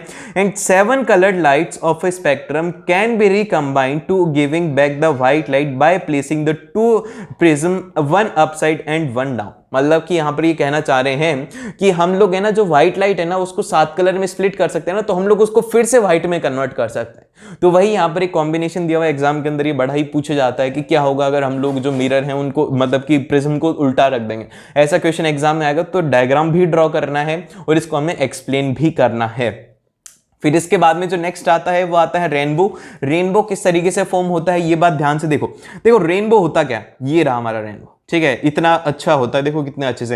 ये है हमारी वाटर ड्रॉपलेट्स। जैसे इसमें सनलाइट आती है ना, तो ये सारे के सारे जो छोटी छोटी बारिश होने के बाद में छोटी छोटी बूंदें रहती है ना, तो ये सारे की सारी प्रिज्म का काम करती है। तो जैसे सनलाइट आती है, सनलाइट होती है व्हाइट, फिर सनलाइट इसके अंदर ऐसे रिफ्लेक्ट होकर के ऐसे बाहर निकलती है, जैसे कि प्रिज्म में निकलती है ना रिफ्रेक्ट होकर के, तो वैसे इसमें भी रिफ्रेक्ट होकर के निकलती है। तो इसमें 7 कलर निकलते हैं, 7 कलर होते हैं, वॉयलेट से लेकर के रेड तक के सारे कलर इसमें निकलते हैं। तो इसीलिए हमें जो रेनबो है वो बारिश के बाद में दिखता है। तो अभी हम लोग इसकी डेफिनेशन देखते हैं। डेफिनेशन में हमारे पास में आता है कि a natural spectrum appearing in the sky after rain. एक नेचुरल स्पेक्ट्रम है जो कि बारिश के बाद में पूरे बादल में दिखता है। देन फिर इसके बाद में जो नेक्स्ट है कि some water droplets remains in the air after rain and these droplets act as a small prism. की बारिश के बाद में कुछ ड्रॉपलेट्स हवा में रह जाती हैं जो कि है ना प्रिज्म की तरह काम करती हैं। And water droplets refract disperse the incident sunlight light and then reflect internally and finally reflect it again and then it comes out of a raindrop। तो देखो होता क्या है कि जो रेन ड्रॉप है ना, सबसे पहले उसके अंदर लाइट एंटर करती है, सनलाइट, वो क्या करती है उसको रिफ्रेक्ट करती है सबसे फर्स्ट। तो क्या होगा इसके अंदर आप देख रहे हो कि जैसे ये घुस रही है यहाँ पे इस पॉइंट के ऊपर, ये क्या हो रही है, ये हो रही है रिफ्रेक्ट। फिर उसके बाद में क्या हो रहा है, रिफ्लेक्ट होने के बाद में ये हो रही है रिफ्लेक्ट इंटरनली। देखो यहां पे ये गई, फिर इसके बाद में इंटरनली फिर से ये रिफ्लेक्ट हुई है। रिफ्लेक्ट होने के बाद में finally reflect again and comes after a drop. फिर इसके बाद में एक और रिफ्लेक्शन लेकर के बाहर निकलती है एज ए, जैसे कि ग्लास प्रिज्म में आते हैं ना, 2 बार टकरा करके निकलती, वैसे ही इसमें भी होता है। और यहाँ पे ये जो रेनबो होता है ऑलवेज, ये पॉइंट याद रखना कि रेनबो किधर फॉर्म होता है, rainbow is always in the opposite side of a sun. Sun जिस तरफ होगा, सन इस तरफ है तो रेनबो इस तरफ ही फॉर्म होने वाला है, ये बात आपको याद रखना है। फिर इसके बाद में जो नेक्स्ट टॉपिक है वो ये है हमारे पास में एडवांस सनराइज। एडवांस सनराइज का मतलब क्या है कि जो हमारा सूरज है ना, वो है ना जल्दी उग जाता है एज कंपेयर टू कि जो उसकी एक्चुअल पोजीशन होती है उससे पहले ही वो हमें दिखने लग जाता है। तो ये क्यों होता है, तो हम लोग इसके बारे में देखते हैं। तो ये इसलिए होता है, देखिए ध्यान से देखिएगा, इसमें यहाँ पे इसकी जो डेफिनेशन है या फिर इसका रीजन है ये है कि the sun appears about 2 minutes earlier than the actual sunrise, की जो सही में सनराइज होता है उसके कंपेरिजन में 2 मिनट पहले ही आ जाता है। The sun remains visible for about 2 minute after the actual sunset. Sunset होने के 2 मिनट बाद तक भी हमें दिखता है। तो ऐसा क्यों होता है, ऐसा इसलिए होता है क्योंकि when the sun is below the horizon, जब होरिजन से नीचे होता है, the rays have to pass from the rare to a denser medium, कि जो रेज हैं वो रेयर मीडियम से डेंसर मीडियम की तरफ आती हैं। So the rays bends towards the normal, जिस वजह से क्या होता है कि जो रेज हैं वो नॉर्मल की तरफ बेंड हो जाती हैं। As a result the sun appears higher than its actual position, और इसी वजह से क्या होता है कि जब वो बेंड हो जाती है ना, तो इसीलिए जो सन है वो क्या होता है कि हायर दिखता है जितनी की उसकी एक्चुअल पोजीशन होती है। जबकि ये जो फिनोमिनन है ये थोड़ा गलत है। गलत इसलिए है क्योंकि जो सन है वो हमेशा ही प्रेजेंट रहता है, सन कभी भी छुपता नहीं है, बस हमारी जो अर्थ है वो रिवॉल्व करती है। लेकिन यहां पे इसमें बताया गया कि ऐसा क्यों होता है, तो इसलिए ये बात आपको याद रखनी है। और फिर इसके बाद में जो नेक्स्ट टॉपिक आता है वो आता है ट्विंकलिंग ऑफ स्टार। आपने रात में देखा होगा कि जो रात तारे होते हैं ना वो ऐसे चमकते हैं, ऐसे ऐसे ऐसे चमकते हैं, ट्विंकल करते हैं। तो ट्विंकलिंग इफेक्ट उनमें होता कैसे है, तो ये एग्जाम के अंदर बड़ा ही पूछा जाता है, 3 या 4 नंबर में पूछा जाएगा। तो यहां पे ध्यान से देखो, तो इसमें यहाँ पे इसमें दिया गया है कि stars are very far from us, star जो हमसे बहुत ज्यादा दूर है, लाइट ईयर्स में दूर है, और एक लाइट ईयर के अंदर करीब करीब होता है 3 लाख किलोमीटर, ऐसे 3 लाख लाइट ईयर हमसे दूर है, बहुत ज्यादा दूर होते हैं।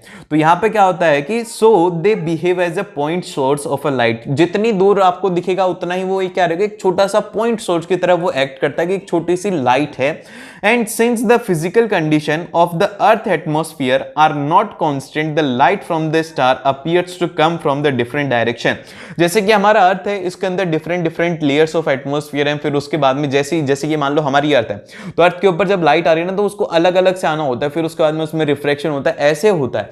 तो ये इसीलिए क्या होता है कि हमें ना उसको अच्छे से देख नहीं पाते, क्योंकि हमारी अर्थ के अंदर एटमोस्फियर बहुत ही ज्यादा अलग अलग है। लेकिन वहीं पर अगर आप मान लो कि आप कभी चांद के ऊपर जाओ, आप में से कोई एस्ट्रोनॉट बनता है, तो वो देखेगा कि जो एक तरीके से चांद के ऊपर बैठ के आप देखोगे तो वहां पे तो कोई एटमॉस्फेयर है नहीं, तो वहां पर एटमॉस्फेयर नहीं है ना, तो आपको एक पॉइंट ही दिखेगा, बस एक पॉइंट दिखेगा आपको, ऐसे वो ट्विंकलिंग इफेक्ट वहां पे नहीं दिखेगा, क्योंकि वहां पे एटमॉस्फेयर नहीं है तो रिफ्रेक्शन होगा। अगर रिफ्रेक्शन नहीं हो रहा तो क्या दिखेगा आपको, सिंपल सा एक स्टार ही दिखेगा, उसका कोई भी इफेक्ट नहीं दिखने वाला।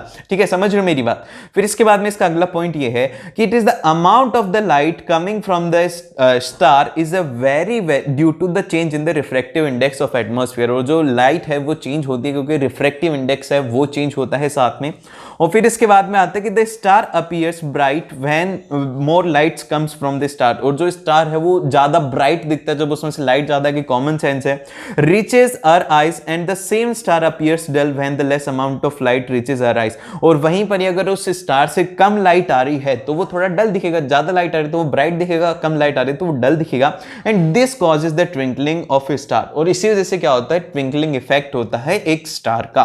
और फिर इसके बाद में जो अगला पॉइंट है ये है, आपके दिमाग में क्वेश्चन आना चाहिए, भैया जो स्टार ट्विंकल करते तो हमारे फिर प्लैनेट ट्विंकल क्यों नहीं करते। तो आपने देखा है कभी प्लैनेट को देखा है? कभी देखना कि आप, मैं बता रहा हूँ, कोई एक डेट होती है न्यूज़पेपर में देखना कि आपको है ना प्लैनेट्स कभी दिखाई देते हैं। एक टाइम होता है जिस टाइम के ऊपर आपको है ना सर्टन दिखाई देता है शायद, या फिर जुपिटर दिखाई देता है। तो वो देखना, कभी देखने का मौका मिले या फिर टेलीस्कोप हो तो उससे देखना कि जो हमारे प्लैनेट्स हैं वो क्यों नहीं ट्विंकल करते। तो वो तो थोड़ी सी दूर ही है ना, वो तो बस ज्यादा नहीं है, लाख किलोमीटर 2 लाख किलोमीटर दूर है अर्थ से, तो वो क्यों नहीं दिखते हमें ऐसे ट्विंकल करते हुए।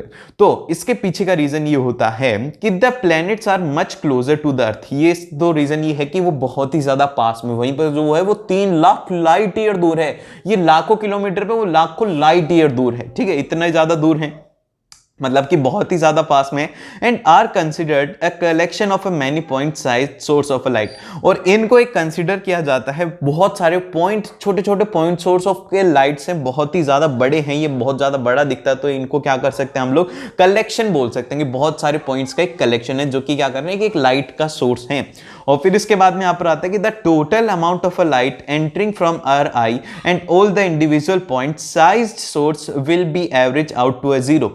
और इससे क्या होता है कि जो टोटल अमाउंट ऑफ आई हमारी आंखों में एंटर करती है हर एक इंडिविजुअल पॉइंट से, वो इक्वली हो जाती है, जीरो हो जाती है, ऐसा कोई भी इफेक्ट ज्यादा जनरेट नहीं होता है। And thereby nullifying the twinkling effect. और इस वजह से क्या होता है कि इससे जो इसका इफेक्ट है वो एकदम से ही कंप्लीटली हो जाता है, ट्विंकल हो ही नहीं पाता, क्योंकि सारी की सारी लाइट एक बार में आ रही है और एक साथ आ रही है, तो इससे कोई भी इफेक्ट ही जनरेट नहीं होता। देन फिर इसके बाद में जो नेक्स्ट आता है वो आता है कलर ऑफ स्काई जो है वो ब्लू क्यों है, आसमान हमारा ब्लू क्यों है, ये रेड क्यों नहीं है, ये वॉयलेट क्यों नहीं है, या फिर ये टोर्टोइज पिंक क्यों नहीं है, ऐसा क्यों नहीं है ये।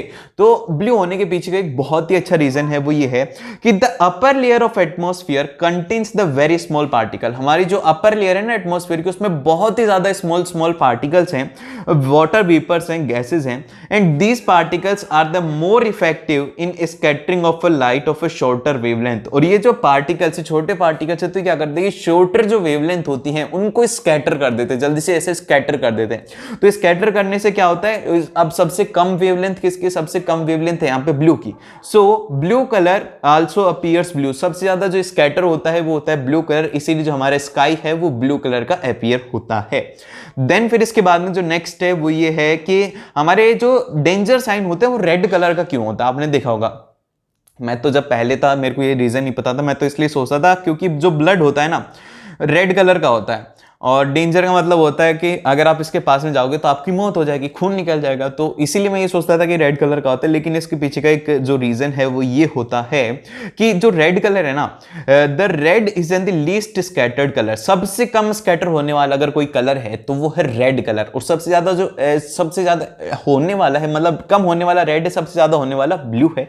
And it is the least scatter by the fog and the smoke can be seen in the same colour over a long distance. ये सबसे कम स्कैटर होता है ना, तो अगर मान लो कि फॉग है या फिर कोई स्मोक है तो ये कम स्कैटर होगा, आपको दूर से दिख जाएगा। अगर कोई बोर्ड लगा रखे जैसे कि यहाँ पे मैं पीछे अगर कोई रेड कलर का रख दूं तो आपको दूर से ही दिख जाएगा, वहीं पर ही एज कंपेयर टू मैं ब्लू का रखूंगा, ब्लू इतना ज्यादा अच्छे से आपको नहीं दिखेगा। क्यों नहीं दिखेगा, क्योंकि जो ब्लू है वो क्या हो जाएगा, सबसे स्कैटर हो जाएगी उसकी लाइट यहां से आने वाली, और उसके बीच में मैं स्प्रे कर दूं तो फिर वो बिल्कुल भी नहीं दिखेगा। लेकिन वहीं पर ही रेड है, उसके बीच में स्प्रे भी कर दूंगा ना तो भी वो आपको दिखेगा। क्यों दिखेगा, क्योंकि जो रेड कलर है वो सबसे कम स्कैटर होता है। और फिर इसके बाद में इसीलिए so the danger signs are made in red colour, इसीलिए रेड कलर में बनाए जाते हैं। ये रीजन नहीं होता कि खून होता है इसीलिए बनाए जाते हैं। Hello everyone, welcome back to our channel. I hope कि आप अपने साइंस के एग्जाम के लिए बहुत ही अच्छे तरीके से प्रिपरेशन कर रहे होंगे। तो अभी जो लास्ट वीडियो डाली थी उसके बाद से जो कमेंट्स में एक ही चीज आ रही, भैया फिजिक्स करा दो, भैया फिजिक्स करा दो, फिजिक्स 1 छोड़ दे दो, भैया फिजिक्स के इंपॉर्टेंट टॉपिक्स बता दो, भैया फिजिक्स फिजिक्स फिजिक्स फिजिक्स।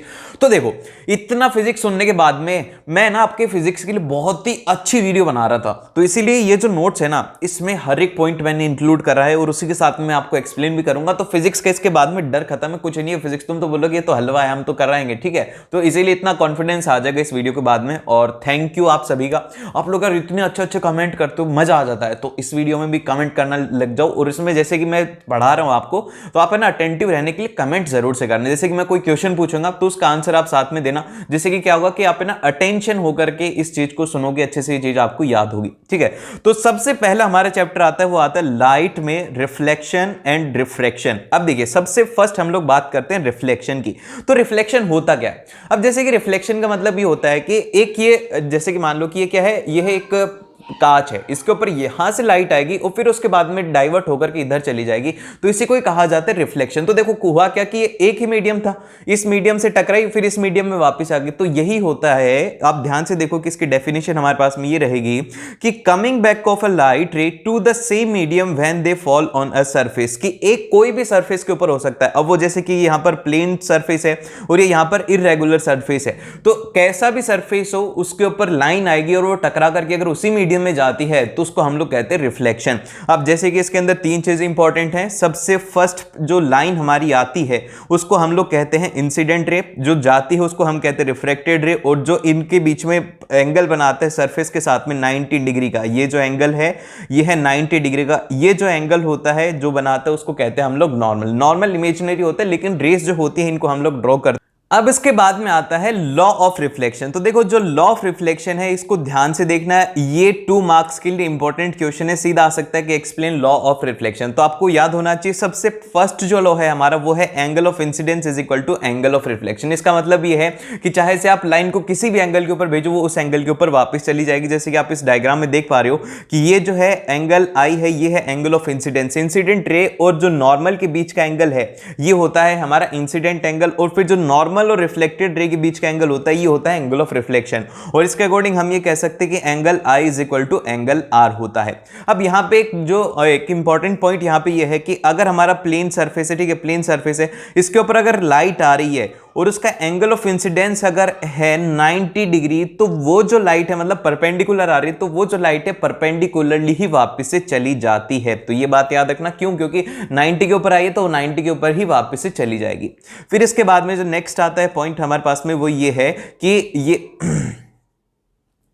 और फिर इसके बाद में जो हमारे पास में नेक्स्ट पॉइंट आता है वो ये है कि incident ray normal at the point of incidence and the reflected ray all lie in same plane. तीनों चीजें, जैसे कि इंसिडेंट रे ये होगी, फिर उसके बाद में रिफ्लेक्टेड रे ये हो गई, और जो नॉर्मल है ये तीनों की तीनों एक ही प्लेन में लाई। देन फिर इसके बाद में जो नेक्स्ट टॉपिक आता है वो आता है image formed by plane mirror. Plane mirror से कैसे इमेज फॉर्म होती है? देखो अभी मेरी तरफ देखो, हम भी एक तरीके से मिरर इमेज ही हैं, जैसे कि प्लेन मिरर होता है वैसे मैं आप लोगों को दिख रहा हूं, मैं अपने आप को भी दिख रहा हूं, ठीक है। तो अब देखो यहां पे ये हो गया पेन, अब ये अगर मैं पास में ला रहा हूं, डिस्टेंस कम हो रहा है तो ये आपके पास भी आ रहा है, तो इसकी इमेज का और इसका डिस्टेंस जो है वो इक्वल रहता है। जैसे कि पेन पास में आ रहा है तो इसकी डिस्टेंस भी कम होती जा रही है, अगर मैं इसको दूर लेके जाऊंगा तो क्या होगा, इसकी डिस्टेंस इंक्रीज होगी, तो इसकी इमेज की डिस्टेंस भी इंक्रीज होगी। तो सबसे फर्स्ट पॉइंट यही कहता है कि object and the image are at equal distance from the plane mirror. Object और इमेज की डिस्टेंस जो है वो प्लेन मिरर के आगे और पीछे बराबर रहती है। अब जैसे कि इसका फॉर्मेशन इस तरीके से रहता है, ये हमारा हो गया प्लेन मिरर, और इसके आगे अगर ये ऑब्जेक्ट है तो इसकी जितनी डिस्टेंस यहां से रहेगी, जैसे कि डी डिस्टेंस है, तो उतनी ही डिस्टेंस इसकी जो इमेज है उसकी रहने वाली है इसके पीछे, जो कि मैंने आपको अभी एग्जांपल से बता दिया।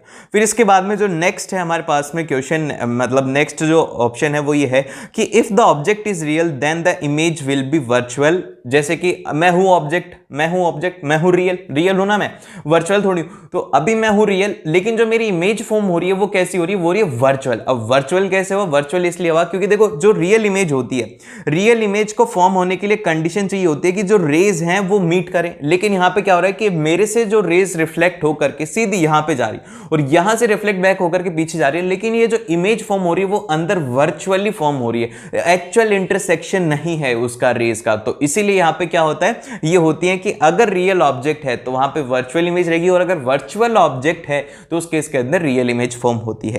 देन फिर इसके बाद में हमारे पास में नेक्स्ट आता है वो ये है कि size of image is equal to the size of object. अब जितनी साइज इस पेंसिल की है उतनी ही साइज आपको दिख रही है, इतनी साइज इसकी है और इतनी ही साइज उसमें दिख रही है आपको कैमरे में। तो ये भी एक तरीके का प्लेन मिरर है, तो इससे अच्छे से आपको समझ में आएगा।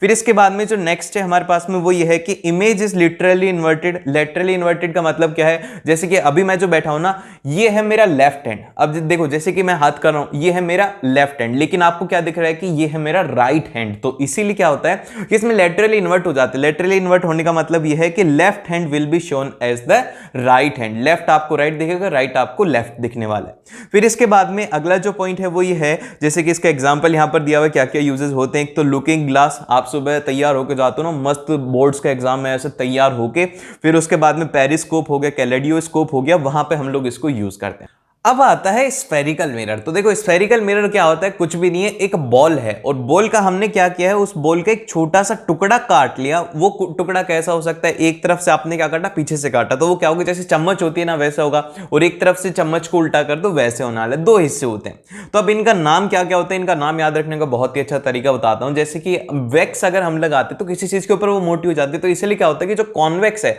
उसके ऊपर हमने ऐसे वैक्स लगा दी, तो इसीलिए क्या हो गया, उसका पेट मोटा हो गया। इसीलिए जिसको बाहर से निकला होता है, ऐसे पेट सा निकला होता है, उसको हम लोग बोलते हैं कॉन्वेक्स। और वहीं पर ही जो दूसरा होता है वो होता है कॉनकेव। कॉनकेव का मतलब ये होता है, केव का मतलब होता है गुफा। गुफा कैसे होती है, अंदर की तरफ होती है, तो इसीलिए इसका जो शेप है वो ऐसे अंदर की तरफ है। देखो ऐसे शेप अगर रहेगा तो उसको हम लोग बोलेंगे कॉनकेव। अब इससे रिलेटेड कुछ कुछ पॉइंट्स जो कि इंपॉर्टेंट है, एक तो हो गया पोल, फिर उसके बाद में सेंटर ऑफ कर्वेचर। अब ये जो जैसे कि मिरर है ना, तो मिरर आपको ऐसे पूरा नहीं दिखेगा, आपको वो बस एक छोटा सा पीस दिखेगा, लेकिन वो किसी ना किसी स्फीयर का पार्ट है ना, तो उसको हमने यहां पर ऐसे डॉटेड लाइन से ये क्या बनाया है, ये बनाया है इमेजिनरी। ठीक है, ये क्या है, इमेजिनरी, हमने हमारे ख्यालों में बनाया, ये रियल में एग्जिस्ट नहीं करता। जब ये रियल में एग्जिस्ट नहीं करता तो इसीलिए हम लोग यहां पर एक वर्ड यूज में लेंगे मैजिक, मतलब कि इमेजिनरी स्फीयर। तो इसीलिए सेंटर ऑफ कर्वेचर क्या है, सेंटर ऑफ कर्वेचर सेंटर है उस इमेजिनरी स्फीयर का जिसका कि ये मिरर पार्ट है। हिंदी में समझ गई बात कि सेंटर का मतलब क्या है, कि वो जो हमारा इमेजिनरी स्फीयर है उसका जो सेंटर है ना, वही हमारा सेंटर ऑफ कर्वेचर है, और जो उसकी रेडियस है वो हो जाएगी रेडियस ऑफ कर्वेचर। और इसके बाद में जो एक और चीज बचती है यहां पे, वो बचती है हमारी प्रिंसिपल एक्सिस। अब प्रिंसिपल एक्सिस क्या होता है भैया, प्रिंसिपल एक्सिस कुछ भी नहीं होता, दो पॉइंट को ज्वाइन करने वाली होती है लाइन सेगमेंट। लेकिन ये है लाइन जो कि दो पॉइंट्स को ज्वाइन करके बहुत लंबी लाइन होती है। तो ये क्या होता है, बेसिकली एक ऐसी लाइन होती है जो कि सेंटर ऑफ कर्वेचर को भी ज्वाइन करती है और पोल को भी ज्वाइन करती है, उसको हम लोग कहते हैं प्रिंसिपल एक्सिस। बड़ा ही सिंपल सा था। देन फिर इसके बाद में यहाँ पे जो नेक्स्ट आती है इन टर्म्स की डेफिनेशन देख लेना कि रेडियस ऑफ कर्वेचर की डेफिनेशन क्या है। तो रेडियस ऑफ कर्वेचर की जो डेफिनेशन है कि it is the part of the imaginary sphere of which a mirror is part. जैसे कि मैंने आपको बताया था कि इमेजिनरी स्फीयर जो है, ये वाला वर्ड इसमें इंपॉर्टेंट है, एग्जाम में अगर लिखोगे तो इसको अंडरलाइन कर देना, ठीक है, इमेजिनरी स्फीयर। फिर इसी तरीके से हमारी जो डेफिनेशन रहेगी वो रहेगी सेंटर ऑफ कर्वेचर की centre of the imaginary sphere of which the mirror is part, कि ऐसा सेंटर जो कि हमारे इमेजिनरी स्फीयर का है जिसका कि मिरर हिस्सा है। और फिर इसके बाद में अगला जो आता है वो आता है पोल।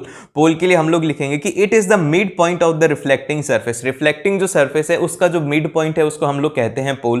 फिर इसके बाद में principal axis, it is the line joining the pole and the centre of curvature. Line segment नहीं है, ये लाइन है जो कि ज्वाइन कर रही है दो पॉइंट को। फिर इसके बाद में अगला जो है वो है फोकस। अब देखिए फोकस जो है इसको थोड़ा ध्यान से समझना। फोकस क्या होता है कि point on the principal axis where all the parallel light rays actually meets और appear to meet after the reflection. तो देखो होता क्या कि यहां पे जो रेज हैं वो क्या आती हैं, ऐसे पैरेलल आती हैं, इस तरीके से रेज आती है, काफी सारी रेज आती हैं, बहुत सारी, ठीक है। ये जो रेज आती हैं अगर ये पैरेलल है प्रिंसिपल एक्सिस के, तो ये यहां पर रिफ्लेक्ट होकर के एक पॉइंट के ऊपर सारी की सारी मीट करती हैं, चाहे से वो कितनी भी दूर आ रही हो, यहां पे आ रही है तो भी वो फोकस के ऊपर आएगी, यहां पर आ रही है वो भी फोकस के ऊपर आएगी। बस एक कंडीशन ये है कि वो है पैरेलल होनी चाहिए। तो वो जो जिस पॉइंट के ऊपर मीट करते हैं उसी को ही हम लोग कहते हैं फोकस। तो एग्जाम के अंदर आएगा कि व्हाट इज फोकस, तो आपको उसमें एक्सप्लेन करना होगा कि point on the principal axis where all the rays appear to meet और एक्चुअली मीट। अब देखो अपीयर टू मीट इसलिए है क्योंकि जो हमारा हम आगे जो रे डायग्राम देखेंगे उसमें जो रेज हैं वो इसमें मीट नहीं करेंगे, लेकिन हम लोग इसको वर्चुअली दिखाएंगे कि ऐसे ऐसे मीट कर रही हैं। तो यहां पे क्या होता है कि अपीयर टू मीट जो कि है हमारे कॉन्वेक्स के केस में, और कॉनकेव के केस में कि वहां पे रियल में मीट।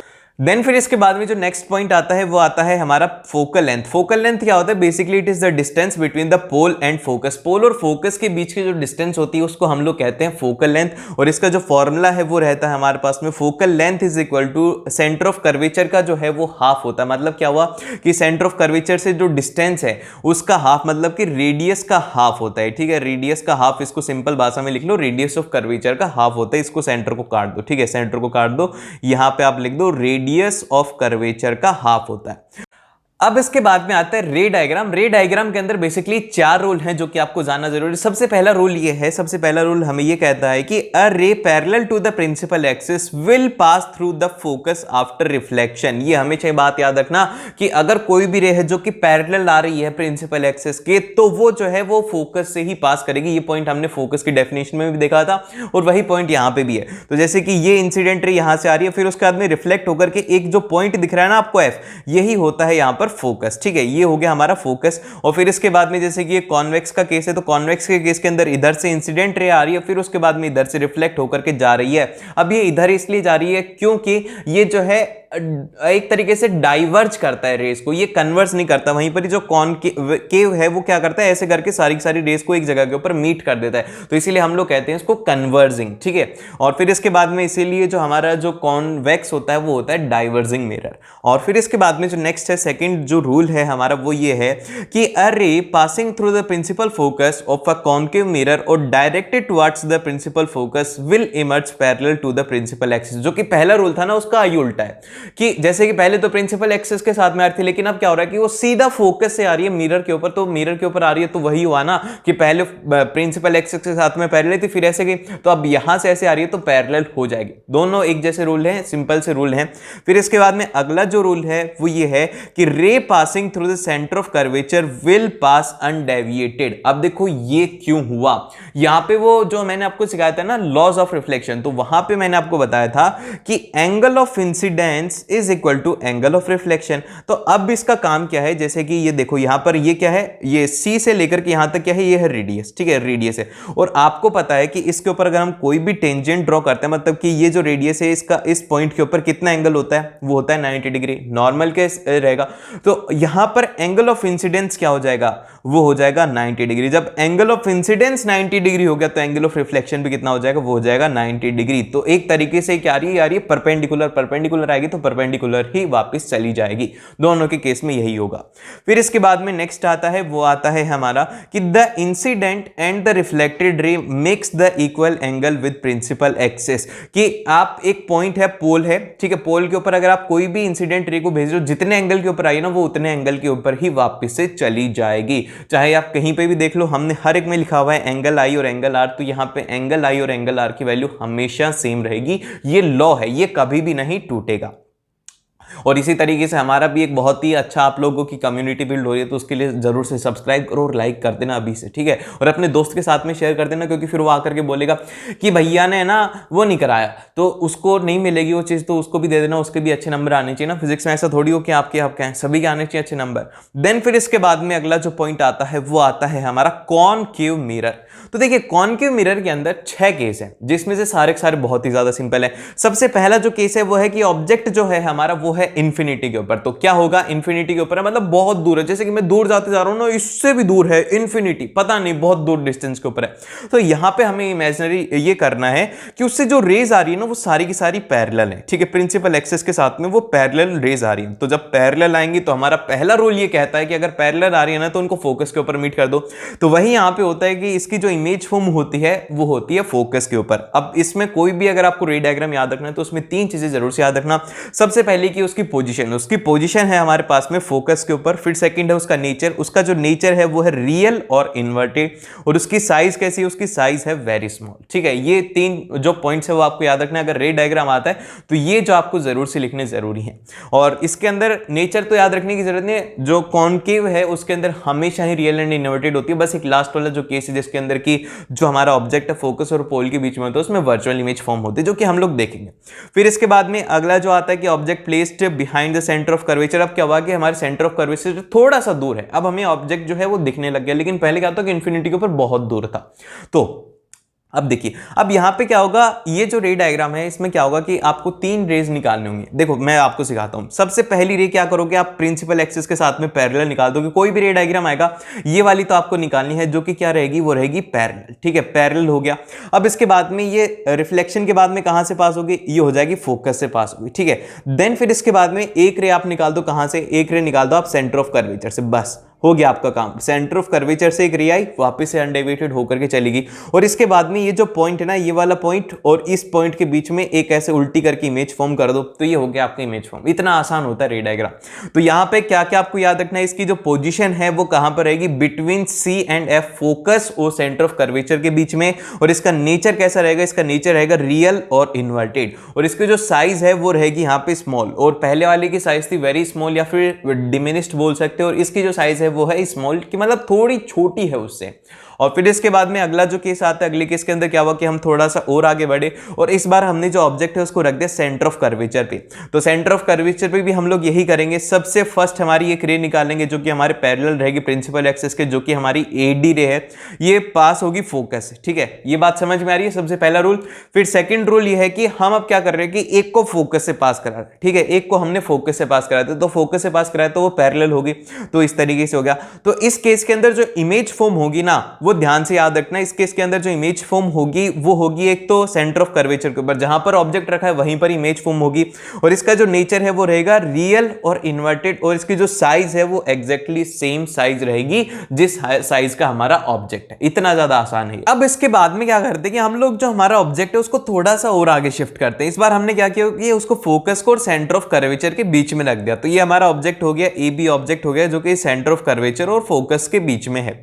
अब इससे क्या होगा, सबसे पहली जो रे निकलेगी वो निकलेगी हमारी प्रिंसिपल एक्सिस के पैरेलल में, तो इस तरीके से वो रिफ्लेक्ट बैक होकर के चली जाएगी। अब जो दूसरी रे है जो कि हम लोग इस बार निकालेंगे फिर से फोकस से, तो फोकस से ये रे निकलेगी यहां से, और फिर उसके बाद में ये रे पैरेलल होकर के चली जाएगी। तो जहां पर भी ये रे मीट करेंगी वहां पे हमारी बन जाएगी इमेज। तो अब ये देखिए जो यहां पर इमेज है वो फॉर्म हो रही है रियल रे से, तो इसीलिए इसका जो नाम हो जाएगा रियल, और उल्टी इमेज इसलिए हो गया इन्वर्टेड। अब उसके साथ में देखो ये इमेज फॉर्म कहां पर हो रही है, सेंटर ऑफ कर्वेचर के पीछे हो रही है, तो इसीलिए इसका जो पोजीशन हो जाएगी वो हो जाएगी बियॉन्ड सेंटर ऑफ कर्वेचर, और इसकी जो साइज है वो ऑब्जेक्ट से बड़ी, तो इसलिए हो जाएगी बिग साइज। इतना आसान सा है, दो रेज लेनी होती है कोई सी भी, बस ये ध्यान रखना कि कहां पर कौन सी लेनी होती है। एक तो पैरेलल वाली तो हमेशा ही लेनी है, फिर उसके बाद में जैसे कि अगर सेंटर ऑफ कर्वेचर के ऊपर रखा हुआ है तो फोकस से लेंगे, अदरवाइज उससे पहले वाले में हम लोग सेंटर ऑफ कर्वेचर से लेंगे, बहुत आसान। फिर इसके बाद में जो अगला आता है कि इस बार हमने थोड़ा सा उसको और आगे शिफ्ट किया, और इस बार हमने क्या करा कि उसको फोकस के ऊपर रख दिया। अब जब फोकस के ऊपर रख दिया तो सबसे पहली जो हमारी रे है वो निकलेगी प्रिंसिपल एक्सिस के साथ में, और फिर वो रिफ्लेक्ट बैक होकर के फोकस से पॉइंट होकर के वापस से चली जाएगी। ठीक है, जो कि आ चुकी है। अब इसके बाद में क्या हो रहा है कि एक और जो पॉइंट है, एक और जो रे है वो क्या निकलेगी, अब ध्यान से समझना, ये जो कंसेप्ट है बड़ा ही इंपॉर्टेंट है। ये जो रे है ये पहले जाएगी मिरर के ऊपर, ठीक है, मिरर के ऊपर जाएगी, फिर उसके बाद में रिफ्लेक्ट बैक होकर के सेंटर ऑफ कर्वेचर से पास होगी, क्योंकि ये नॉर्मल परपेंडिकुलर जा रहे हैं तो इसीलिए सेंटर ऑफ कर्वेचर से पास होगी। और ये जो पॉइंट है ये क्या है, एक इक्वल डिस्टेंस के ऊपर है। ये क्या है, ये है एक डिस्टेंस के ऊपर है, जो कि इनकी डिस्टेंस है वो है r/2। और जब भी कोई भी पॉइंट एक लाइन के ऊपर होता है और एक डिस्टेंस के ऊपर होता है, तो वो जो पॉइंट से लाइन निकलती है वो होती है पैरेलल। तो जब ये लाइन पैरेलल है तो ये कभी भी मीट नहीं करेंगे, ये मीट करती है इंफिनिटी के ऊपर। तो जब ये इंफिनिटी के ऊपर फॉर्म होती है इनकी इमेज, तो ये कैसी होती है, बहुत ही ज्यादा बिग साइज की होती है। और ये जो इनका नेचर है वो रहेगा रियल और इन्वर्टेड। अब रियल और इन्वर्टेड इसलिए रहेगा क्योंकि रियल में मीट करने वाली है, और उल्टा इसलिए है क्योंकि जो रेज हैं वो नीचे जाकर के अगर मीट करेंगी तो ऐसे ही ऑब्जेक्ट फॉर्म होगा। ऐसे ऑब्जेक्ट था और ऐसे उसकी इमेज फॉर्म होगी, तो इसलिए क्या होगा, वो होगा रियल एंड इन्वर्टेड। और फिर इसके बाद में इसकी पोजीशन होगी इन्फिनिटी। देन फिर इसके बाद में आता है इसका नेक्स्ट केस, जो कि है हमारे पास में object placed between focus and pole. Focus और पोल के बीच में इस बार हमने ऑब्जेक्ट रखा है। तो सबसे पहला काम कि रे को निकालेंगे पैरेलल, फिर उसके बाद में रिफ्लेक्ट बैक करा करके हमने उसे फोकस से पास कर दिया। फिर इसके बाद में जो दूसरी रे है, इस बार उसको क्या करेंगे कि हम लोग क्या करेंगे, सबसे फर्स्ट उसको सेंटर ऑफ कर्वेचर से पास करवाएंगे, लेकिन इस बार जो इनके बीच का डिस्टेंस है वो इक्वल नहीं रहेगा। इस बार ये जो रेज है ये पैरेलल नहीं है, डाइवर्ज हो रही है, कभी भी जाकर के मीट नहीं करने वाली। तो इस केस के अंदर जो इमेज फॉर्म होगी वो होगी वर्चुअल इमेज फॉर्म होगी और इरेक्ट फॉर्म होगी। अब जैसे कि हम लोग क्या करेंगे, जब कभी भी अगर रे मीट नहीं करते तो हम क्या करवाते हैं, उसे अपीयर टू मीट करवाते हैं। जैसे कि ये जो एक्सटेंडेड डॉट है ये बता रहा है कि लास्ट में जाकर के ऐसे मीट हो सकती हैं, मतलब कि ऐसा हो नहीं रहा है लेकिन हम लोग वर्चुअली बता रहे हैं कि ऐसा हो रहा है। और फिर इसके बाद में जो इमेज है वो इस तरीके से इरेक्ट फॉर्म होती है, और यहाँ पे इसको कहाँ पे पोजीशन रहेगी, इसकी बिहाइंड द मिरर इसकी पोजीशन, और इसकी जो साइज है वो काफी बिग साइज है। तो इस तरीके से आपको ये जो 6 रे डायग्राम है इनको अच्छे से प्रैक्टिस करना है। और इसके यूजेस कहाँ कहाँ पे, इसके यूजेस हम लोग वहाँ पे लेंगे जहाँ पे कि हमें जो इमेज है ना, मतलब कि एक तरीके से इमेज चाहिए होती है वो बड़ी चाहिए होती है। जैसे कि अभी देखो मैं पास में आ रहा हूँ ना, तो ये तो प्लेन मिरर है, मेरे को पास में आना पड़ रहा है। लेकिन अगर मान लो कि मैं शेविंग कर रहा हूँ, तो शेविंग करने के लिए क्या चाहिए होगा, मेरे को ना अच्छे से देखना पड़ेगा कि अच्छे से मैं शेविंग तो कर रहा हूँ, कि अच्छे से मेरे को दिखना चाहिए, थोड़ा इनलार्ज दिखना चाहिए। तो इनलार्ज अगर हमें कोई चीज देखनी है तो उस केस के अंदर हम लोग किसको यूज करते हैं, कॉन्केव मिरर को। तो इसके यूजेस हो जाएंगे शेविंग मिरर हो गया, टॉर्च हो गया, डेंटिस्ट हो गया, सोलर फर्नेस हो गया, जहां पे कि हमें रेस को कन्वर्ज करने की जरूरत होती है। देन फिर इसके बाद में जो नेक्स्ट आता है वो आता है हमारा कॉन्वेक्स मिरर। कॉन्वेक्स मिरर बड़ा ही सिंपल है, दो केस हैं इसमें सबसे फर्स्ट जो आता है हमारे पास में कि हमारा जो ऑब्जेक्ट है वो है इन्फिनिटी के ऊपर, तो इसमें कुछ नहीं होगा, एक रे आएगी पैरेलल, फिर उसके बाद में ये रिफ्लेक्ट बैक होकर के ऐसे डाइवर्ट हो जाएंगे। देखो ये जितनी भी रेज हैं ये डाइवर्ट हो रही हैं, इन्वर्ट नहीं हो रही, मतलब दूर फैल रही हैं। तो इसके अंदर क्या होगा कि जैसे कि हमने पिछले वाले केस के अंदर किया था कि उसको अपीयर टू मीट कराया था, तो इसी तरीके से यहां पे भी हम लोग क्या करेंगे कि ये जो स्मॉल स्मॉल डॉट्स दिख रहे हैं ना, ये यहां पर हो रहा है कि पीछे की तरफ हमने उसको एक्सटेंड किया। तो जब हम उसको एक्सटेंड करेंगे ना, तो वो एक पॉइंट के ऊपर मीट करेगी, जो कि हमें पता है वो है फोकस। ठीक है, फोकस के ऊपर अपीयर टू मीट होंगी।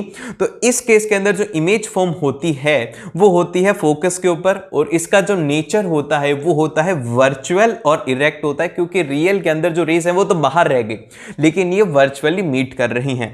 और फिर इसके बाद में जो नेक्स्ट आता है कि इसकी साइज है वो वेरी स्मॉल साइज रहेगी, ज्यादा बड़ी इमेज इसकी फॉर्म नहीं होगी, बहुत ही ज्यादा पॉइंट साइज इसकी इमेज फॉर्म होगी। देन फिर इसके बाद में जो नेक्स्ट आता है वो आता है कि हमारा जो ऑब्जेक्ट है इसको अब हमने इन्फिनिटी और पोल के बीच में कर दिया। दो ही केस हैं, एक बार तो हमने इसको इन्फिनिटी पर रखा, फिर उसके बाद में थोड़ा सा उठाकर क्या गया इन्फिनिटी और पोल के बीच में। अब इस केस के अंदर क्या होगा, सबसे पहली जो हमारी रे है वो निकलेगी पैरेलल में। ठीक है, पैरेलल में रे निकली, फिर उसके बाद में वो डाइवर्ट बैक होकर के चली जाएगी, और उसको हम लोग इस तरीके से दिखा देंगे कि वो क्या कर रही है, फोकस से वो पास कर रही है। ठीक है, और अब इसके बाद में जो दूसरी रे है, दूसरी रे को क्या करेंगे, सेंटर ऑफ कर्वेचर से अपीयर टू मीट करवा देंगे कि सेंटर ऑफ कर्वेचर से ऐसा हो रहा है कि ये सेंटर ऑफ कर्वेचर की तरफ जा रही है, फिर उसका हमने रिफ्लेक्ट बैक होकर के आ जाएगी, क्योंकि इस केस के अंदर भी जो हमारा एंगल ऑफ इंसिडेंस है वो हो जाएगा 90 डिग्री, क्योंकि ये तो है रेडियस, और रेडियस का अगर हम किसी भी पॉइंट के ऊपर टेंजेंट के साथ में एंगल देखते हैं तो वो होता है 90 डिग्री। तो इसीलिए ये क्या हो जाएगा, इससे रिफ्लेक्ट बैक होकर के चली जाएगी, और इसमें जो दो ये रेज मिल रही है तो उनसे ये इमेज फॉर्म हो जाएगी। और ये कैसी इमेज फॉर्म रहेगी, ये रहेगी हमारे पास में पोल और फोकस के बीच में रहने वाले, देखो इसकी पोजीशन तो है पोल और फोकस के बीच में, और इसका नेचर है वर्चुअल एंड डायरेक्ट, और इसकी साइज है वो है स्मॉल साइज, ये फॉर्म होगा। देन फिर इसके बाद में इसके यूजेस क्या क्या है, यूजेस देखो यहाँ पर जो हर एक केस के अंदर इमेज क्या हो रही है, वो हो रही है स्मॉल फॉर्म हो रही है, और वर्चुअल और इरेक्ट फॉर्म हो रही है। तो जैसे कि आपने गाड़ी में देखा होगा, गाड़ी के अंदर एक मिरर लगा होता है, जैसे कि ये मिरर में यहाँ पे चल रहा हूँ तो मेरे को इसमें यहाँ पे दिख जाता है कि पीछे से कोई आ रहा है क्या, कोई ट्रक वगैरह आ रहा है क्या। ट्रक बहुत बड़ा होता है लेकिन उस कांच के अंदर छोटा सा दिख जाता है, तो वहां पे ही इसको यूज में लिया जाता है, जहां पे कि हमें ना स्मॉलर इमेज चाहिए होती है और इरेक्ट इमेज चाहिए होती है। अगर वहीं पर ही हम कॉनकेव लेते तो उसके अंदर तो ऐसे उल्टा ट्रक दिखता, तो उसमें हमें क्या हो जाता, थोड़ा डाउट्स हो जाता, हम कंफ्यूज हो जाते, और वो ट्रक है ना बड़ा भी दिखता तो वो आ ही नहीं पाता उस मिरर में। तो इसीलिए क्या है, यहाँ पे हम लोग कॉन्वेक्स मिरर को यूज करते हैं। तो इसके एप्लीकेशन हो जाएंगी कि rear view mirrors in a vehicles because they always give an erect image and having the wider field of view as they are curved outwards की तरफ कर्व्ड होते, इसलिए इनका जो फील्ड ऑफ व्यू है काफी ज्यादा बड़ा होता है। फिर इसके बाद में सेकंड ये है कि big convex mirror used in the front of schools, buildings and shops. आपने देखा होगा कि बिल्डिंग्स होती है ना, उनके बाहर एक बड़ा सा ऐसे गोल सा कांच लगा होता है और उसके ऊपर ऐसे आउटवर्ड्स होता है, तो उससे क्या होता है कि पूरा पूरा उनको दिख जाता है कि कोई भाग रहा है या फिर कोई अटैक होने वाला है, कोई गाड़ी आ रही है, कोई जा रहा है, तो ये सब चीजें उनको दिख जाती है, क्योंकि इससे क्या होता है कि फील्ड ऑफ व्यू जो है वो काफी ज्यादा बढ़ जाता है। देन फिर इसके बाद में यहाँ पे आते हैं साइन कन्वेंशन। देखो इसको है ना रट्टा मार लो, ये काफी ज्यादा इंपॉर्टेंट है, एग्जाम के अंदर इसमें कंफ्यूज हो जाओगे, तो इसमें आपको कंफ्यूज नहीं होना, ध्यान से समझना है साइन कन्वेंशन को। तो देखो इसमें दो चीजें इंपॉर्टेंट है कि एक तो है कि यहाँ पर अगर वो डायरेक्शन टुवर्ड्स राइट है, अगर राइट की तरफ अगर आप कोई भी डायरेक्शन ले रहे हो तो उसको आपको हमेशा ही पॉजिटिव कंसीडर करना है, उस डिस्टेंस को हम लोग क्या करेंगे, पॉजिटिव ही मानेंगे। और वहीं पे अगर हमारी डिस्टेंस है उसको हम लोग कर रहे हैं डिस्टेंस टुवर्ड्स लेफ्ट, अगर लेफ्ट की तरफ हम लोग डिस्टेंस ले रहे हैं, जैसे कि पोल है, पोल से इधर की तरफ जितने भी डिस्टेंस आएंगे ना उनको हम लोग लेंगे पॉजिटिव, और पोल से इधर की तरफ जितने भी डिस्टेंस आएंगे उनको हम लोग लेंगे नेगेटिव। ठीक है, ये बात आई आपको समझ में। देन फिर इसके बाद में ऐसा इसलिए है क्योंकि हमारी जो डायरेक्शन ऑफ इंसिडेंट लाइट है वो इस तरफ है, इंसिडेंट लाइट के डायरेक्शन में हमेशा हमें पॉजिटिव लेना है। फिर इसके बाद में इससे हाइट से रिलेटेड भी याद रखना कि हाइट अपवर्ड्स की तरफ होगी पॉजिटिव और हाइट डाउनवर्ड्स की तरफ होगी नेगेटिव। इसमें कोई भी बड़ी बात नहीं है, जैसा कि हमारे ऊपर पॉजिटिव वाई एक्सेस होती है, नीचे नेगेटिव वाई एक्सेस होती है, वैसा ही इसमें होता है। तो अब देखिए यहाँ पे आपको हमेशा बात याद रखने की, जो हमारी ऑब्जेक्ट डिस्टेंस है वो हमेशा ही नेगेटिव रहेगी। क्यों रहेगी? क्योंकि हम हमेशा ही जो डिस्टेंस है वो यहां पर पोल से इधर की तरफ नापेंगे कि ये जो डिस्टेंस है ये है u, जो कि क्या है, ऑब्जेक्ट डिस्टेंस है पोल से, ठीक है। और फिर इसके बाद में जो हमारी फोकल लेंथ है कॉनकेव मिरर की, आप लोग कमेंट करके बताओ कि हमारी कॉनकेव लेंथ की, मैं आपको एक बार बता देता हूं, कॉनकेव मिरर की जो फोकल लेंथ है पॉजिटिव रहेगी या नेगेटिव रहेगी। इस तरफ होता है हमारे कॉनकेव लेंथ की फोकस और यहां से लेकर के यहां तक हम लोग डिस्टेंस मेजर करते हैं। तो अब आप लोग जल्दी से कमेंट सेक्शन के अंदर बताओ कि इसकी जो है वो पॉजिटिव रहेगी या फिर नेगेटिव रहेगी। मैं बताता हूं उसके बाद में लॉजिक, जो लॉजिक हमने अभी भी ऑब्जेक्ट के लिए लगाए थे ना, वही हम लोग यहां पे लगाएंगे। तो आप बोलेंगे कि भैया आपने कह रखा है कि इस तरफ अगर हम जाएंगे तो डिस्टेंस होगा पॉजिटिव, लेकिन हम क्या कर रहे हैं कि हम पोल से इधर तो जा ही नहीं रहे, हम तो क्या कर रहे हैं, इधर आ रहे, पीछे आ रहे हैं। तो पीछे आ रहे तो क्या होगा, नेगेटिव हो जाएगा। बड़े ही शाबाश, ये इसमें नेगेटिव हो गया, तो कॉन्वेक्स के केस के अंदर क्या होगा, वो हो जाएगा पॉजिटिव हो जाएगा। इतना आसान था, ठीक है, तुमने कर दिया यार सॉल्व, ऐसी भी आसान सा पेपर भी तुम कर दोगे। और फिर इसके बाद में जो नेक्स्ट आता है वो आता है, इसमें सबसे इंपॉर्टेंट है वो है मिरर फॉर्मूला। तो अब देखिए मिरर फॉर्मूला जो है इसमें आपको याद रखना है कि ये जो फॉर्मूला है बड़ा ही सिंपल है, इसमें सिर्फ और सिर्फ आपको वैल्यूज पुट करनी है और वैल्यूज पुट करके आप इसका आंसर निकाल सकते हैं। और यहाँ पे क्या क्या बातें हैं वो ये हैं, सबसे पहले तो हम फॉर्मूला को याद करने की कोशिश करते हैं। 1/f is equal to 1/v plus of 1/u। बड़ा ही सिंपल है, f is equal to v plus u। 1/f is equal to 1/v plus 1/u। एक बार फिर से बोलो मेरे साथ में, 1/f is equal to 1/v plus of 1/u। 1/f is equal to 1/v plus of 1/u। और यहाँ पर जो f है वो है हमारी फोकल लेंथ, जो कि हमारा कोई भी मिरर है उसकी फोकल लेंथ रहेगी। फिर इसके बाद में v जो है ये है डिस्टेंस की, किस डिस्टेंस के ऊपर हमारी इमेज फॉर्म हो रही है। फिर लास्ट के अंदर u है डिस्टेंस ऑफ ऑब्जेक्ट की, किस डिस्टेंस के ऊपर ऑब्जेक्ट रखा हुआ है। जैसे कि फॉर एग्जांपल के लिए अभी मैं आपको एक क्वेश्चन देता हूं, जल्दी से सॉल्व करना है, इसको गलत मत कर देना। यहां पे मैं आपको बोलता हूं कि हमारा जो ऑब्जेक्ट है, ठीक है, ऑब्जेक्ट क्या रखा हुआ है, ऑब्जेक्ट रखा हुआ है at a distance of 10 centimetre, 10 centimetre की डिस्टेंस पर रखा हुआ है। और जो हमारी फोकल लेंथ है ना वो एक कॉनकेव मिरर है, क्या है वो है एक कॉनकेव मिरर है, उसकी जो फोकल लेंथ है वो बोल देते चलो 5 सेंटीमीटर है। तो अब आपको निकालना है कि v की वैल्यू क्या होगी। तो जल्दी से देखो, इसका आंसर जो भी निकालेगा ना उसको हार्ट देने वाला हूं मैं, दिल दे दूंगा। बस एक बार इसका आंसर निकाल दो, बड़ा ही सिंपल है यार, इसमें वैल्यू पुट करोगे तो तुम्हारे पास में आंसर आएगा, बस साइन का थोड़ा ध्यान रखना।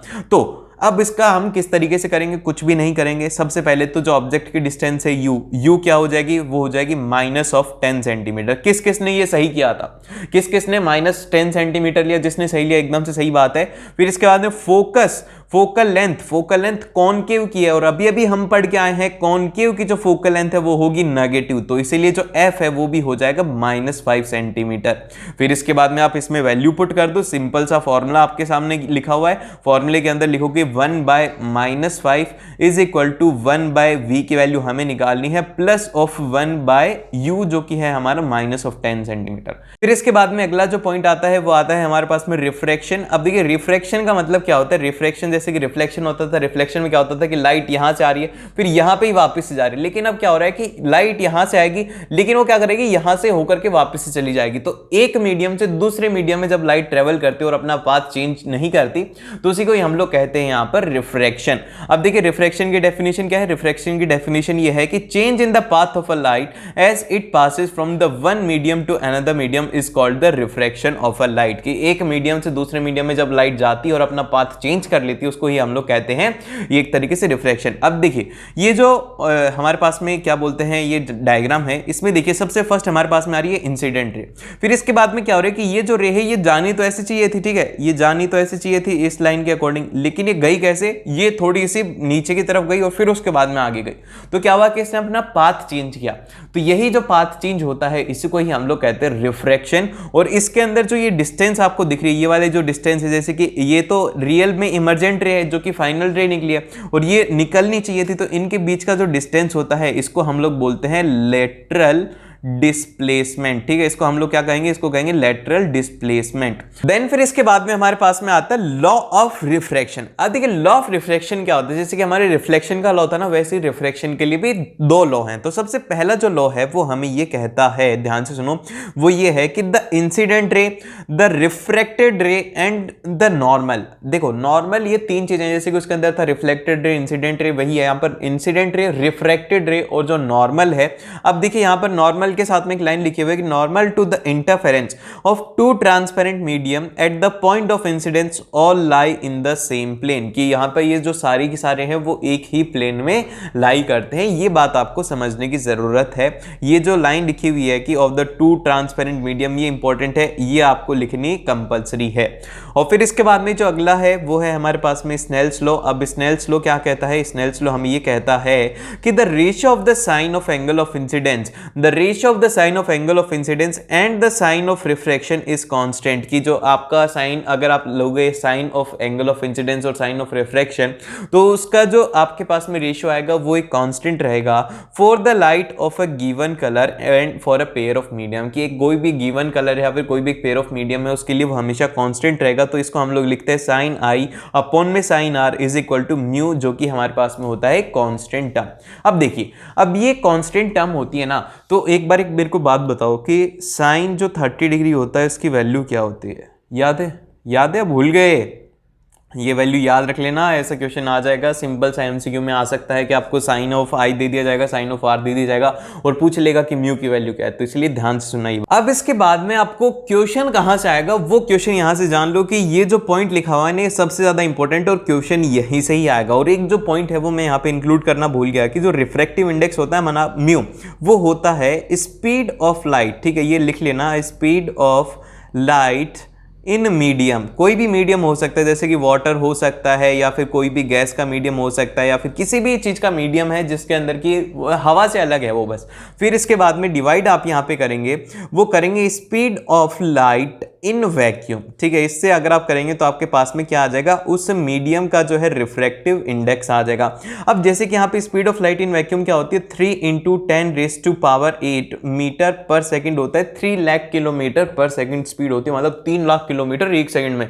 जैसे कि आपको स्कूल भी पहुंचना है ना, तो आप बहुत ही इतने आंख पलक भी नहीं झपकेगी ना उससे पहले आप स्कूल में, अगर आपके पास में लाइट की स्पीड हुई तो। हाँ ठीक है, तो ये बात समझ रहे हो कि म्यू का मतलब क्या होता है कि speed of light in a medium divide by में speed of light in a vacuum. ठीक है, अब यहां पे देखिए इसका मतलब ये है कि हमें ना किसी भी एक मीडियम है उसकी रिफ्रैक्टिव इंडेक्स निकाल रहे, तो यहां पे क्वेश्चन ये नहीं आएगा। क्वेश्चन तो ये वाले फॉर्मूले के ऊपर ही बेस्ड आएगा। सबसे पहले आपसे बोलेगा कि एक जो हमारा रिफ्रैक्टिव इंडेक्स, उसकी जो रिफ्रैक्टिव इंडेक्स है वो ये है 3/2 है, 1/2 है। फिर उसके बाद में आपसे कहेगा कि आप इसकी रिफ्रैक्टिव इंडेक्स निकालो उस मीडियम के रेस्पेक्ट में, तो वो कैसे निकालेंगे आप? तो यहां पे एक चीज जो आप देख रहे हो कि यहां पे लिखा हुआ है μ1 O2। इसका क्या मतलब है भैया? ये 1 और 2 की लिखा हुआ है, एक साथ 1 2 क्यों नहीं लिखते? ये भी लिखते हैं, μ1 2 भी लिखा जाता है। तो इसका मतलब ये होता है, हम इसमें ये कहना चाह रहे हैं कि μ1 2 represent the refractive index of a medium 2 with respect to medium 1। हम यहां पे ये कहना चाह रहे हैं कि जो मीडियम 2 है ना, उसकी रिफ्रैक्टिव इंडेक्स कितनी है मीडियम 1 के रेस्पेक्ट में। तो सीधी सी भाषा में आप ये समझो कि μ1 2 का मतलब ये है कि आपको μ2 को लिखना है और उसको μ1 से डिवाइड कर देना, बस कुछ भी नहीं है इसके अलावा, कि μ2 से μ1 से डिवाइड कर देना है। तो यहां पे आप बोल देंगे कि refractive index of a medium 2 with respect to a medium 1। ठीक है, ये समझ रहे हो ना मेरी बात? यही आएगा क्वेश्चन। ये ऐसे सिंपल सा आपको ये फॉर्मूला याद रखना, एक फॉर्मूला काफी ज्यादा इंपॉर्टेंट। सो अब देखो, अब इसके बाद में आता है स्फेरिकल लेंसेज। लेंसेज आपने देखे ना कैसा होता है।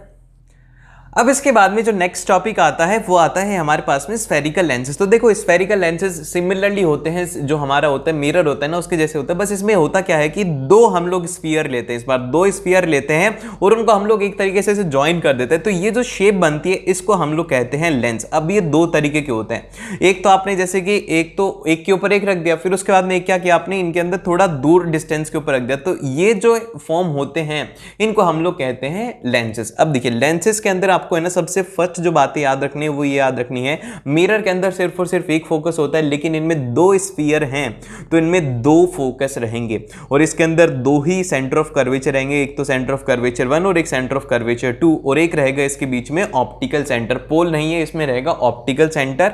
और यहां पे आपको जो हम उसमें फॉलो करते थे वही हम लोग इसमें भी लिखेंगे। तो सबसे फर्स्ट हम लोग इसमें डेफिनेशन देखते हैं कि सेंटर ऑफ कर्वेचर की क्या डेफिनेशन है। तो सेंटर ऑफ कर्वेचर की यहां पे डेफिनेशन ये है कि a lenses has the two spherical surface, एक लेंस के पास में दो स्फेरिकल सरफेस होते हैं, and each surface forms a part and a part of sphere, कोई भी जो दो हैं वो एक ना एक पार्ट के स्फीयर होते, किसी भी स्फीयर के एक पार्ट होते हैं। तो यहां पर these centre of these sphere are called the centre of curvature, और इनका जो सेंटर है उसी को हम लोग सेंटर ऑफ कर्वेचर कहते हैं, जैसे कि C1 C2 हो गया, और फोकस को हम लोग कर देंगे F1 और F2। ठीक है, समझ रहे हो मेरी बात? दो स्फीयर थे तो दो उनके सेंटर होंगे, तो दो ही यहां पे सेंटर ऑफ कर्वेचर रहने वाले हैं। देन फिर इसके बाद में जो नेक्स्ट आता है हमारे पास में वो आता है प्रिंसिपल फोकस। अब देखो प्रिंसिपल फोकस क्या होता है, प्रिंसिपल फोकस यहां पे भी वही होता है कि अगर रे प्रिंसिपल एक्सिस के पैरेलल आ रही है तो वो एक पॉइंट के ऊपर दिखती है, तो उसी पॉइंट को प्रिंसिपल फोकस कहा जाता है। तो इसकी डेफिनेशन हो जाएगी कि the point where the rays parallel to the principal axis after the refraction meet is called the principal focus, की रिफ्रैक्शन के बाद में जहां पर वो मिलती है उसी को हम लोग कहते हैं refraction. And a lens has the two principal foci, जो इसके जो फोकस होते हैं वो दो होते हैं, और दो फोकस को हम लोग बोलेंगे यहां पर फोकाई। तो अब इसके बाद में जो नेक्स्ट आता है वो आता है इसके रे डायग्राम। तो देखो रे डायग्राम के अंदर जो पहला रूल है वो सबसे ज्यादा इंपॉर्टेंट है और सबसे ज्यादा सिंपल भी है। तो फर्स्ट रूल हमें ये कहता है, फर्स्ट रूल ध्यान से सुनो, फर्स्ट रूल हमें ये कहता है कि अगर हमारी रे पैरेलल है प्रिंसिपल एक्सिस के साथ में पैरेलल आ रही है तो रिफ्रैक्शन के बाद में वो फोकस से पास हो जाएगी, इसमें रिफ्रैक्शन होगा, आगे वाले फोकस से पास हो जाएगी। और जो हमारा दूसरा लेंस है जो कि कॉनकेव लेंस है, कॉनकेव लेंस के अंदर पैरेलल तो आएगी लेकिन वो रिफ्रैक्शन के बाद में डाइवर्ज हो जाएगी और वो अपीयर करेगी कि वो किसके ऊपर आ रही है, फोकस के ऊपर आ रही है। ठीक है, ये देखो यहां पर डॉटेड लाइन से बता रखा है ना ये वाला, कि ये फोकस के ऊपर आने की तरह दिख रही है कि पीछे की तरफ आ रही है। देन फिर इसके बाद में जो नेक्स्ट इसका रूल नंबर सेकंड है, रूल नंबर सेकंड हमें ये कहता है कि अगर हमारी लाइन जो है वो फोकस से जा रही है, देखो यहां पर जो लाइन आ रही है वो आ रही है फोकस से, तो फोकस से आ रही है तो क्या होगा, वो पैरेलल हो जाएगी। तो यही होता है कि अगर वो अपीयर टू मीट हो रही है तो भी वो पैरेलल हो जाएगी, और यही इसमें लिखा हुआ है कि the ray passing through the focus will emerge parallel to the principal axis. और फिर इसके बाद में आता है कि यहां पर ray directed to the optical centre will emerge out undeviated. और अगर कोई भी रे है जो कि ऑप्टिकल सेंटर के ऊपर सीधा आ रही है ना, ऐसे सीधा, तो इस केस के अंदर क्या होगा कि वो सीधी की सीधी चली जाएगी, वो कोई भी उसमें डाइवर्जन नहीं होगा। और यही हमारा इसके अंदर केस है कि अगर ऑप्टिकल सेंटर से आ रही है तो ऑप्टिकल सेंटर से ऐसी कैसी चली जाएगी, कुछ भी चेंज नहीं होगा उसमें। और फिर इसके बाद में यहाँ पे जो नेक्स्ट है हमारे पास में ये जो लेंस है हमारा कॉन्वेक्स लेंस है, इससे रिलेटेड रे डायग्राम है। तो इसमें समझने की बात यह है, सबसे पहली मैंने आपको पिछली बार भी बताई थी, एक तो आप इसके अंदर प्रिंसिपल फोकस वाली लाइन को ले लेंगे कि वो फोकस से आप निकाल देंगे, फिर सेकंड लाइन आप इसमें ऑप्टिकल सेंटर वाली लेंगे, और इस तरीके से आपको ये डायग्राम्स की प्रैक्टिस कर लेनी है। इसमें देखो ज्यादा टाइम वेस्ट हो जाएगा हमारा, तो हमें ना कम टाइम में ज्यादा रिवीजन करना है, तो ये आप लोग कर लेना। ठीक है, मैं आपको इसका लिंक दे दूंगा, आप नीचे पीडीएफ को देख सकते हो। इसके बाद में देखते हैं कि क्या क्या यूजेस हैं हमारे कॉन्वेक्स लेंस के। तो देखो कॉन्वेक्स लेंस हम लोग वहां पे उसमें लेते हैं जहां पे कि हमें ना रेस को क्या करना होता है, कन्वर्स करना होता है, किसी एक पॉइंट के ऊपर कन्वर्स करना होता है। तो इसका सबसे पहला जो यूज होता है वो होता है हमारे माइक्रोस्कोप्स में, मैग्नीफाइंग ग्लास के अंदर, जिसके अंदर क्या हमें ना चीजों को बड़ा देखना होता है। ठीक है, और फिर इसके बाद में जो नेक्स्ट है कि हम लोग इसको यूज में लेते हैं कि मेकिंग स्पेक्स। अब देखिए स्पेक्स हम लोग वहां पे उनके लिए बनाते हैं जिनकी के पास की नजरें कमजोर होती है, मतलब कि जैसे कि आपने देखा होगा कि जो बुढ़े लोग होते हैं थोड़ा दूर करके ऐसे पढ़ते हैं ना, तो ये इस केस के अंदर क्या होता है कि उनको क्या होता है कि जो रेज हैं उनको कन्वर्ट करने की जरूरत होती है, इसीलिए यहां पर मेकिंग स्पेक्स हो गया, जिनकी मैं यहां पर लिख देता हूं कि जिनकी पास, ठीक है, पास की नजर, ठीक है, पास की नजर उनकी क्या होती है, वो होती है कमजोर। ठीक है, पास की नजर कमजोर होती है, उनको यूज में लेना होता है। कैमराज में यूज में लिया जाता है, जिस कैमरे से रिकॉर्ड हो रहा है उसमें भी क्या है, ये यहाँ पर ये यूज में कॉन्वेक्स लेंस लिया गया है।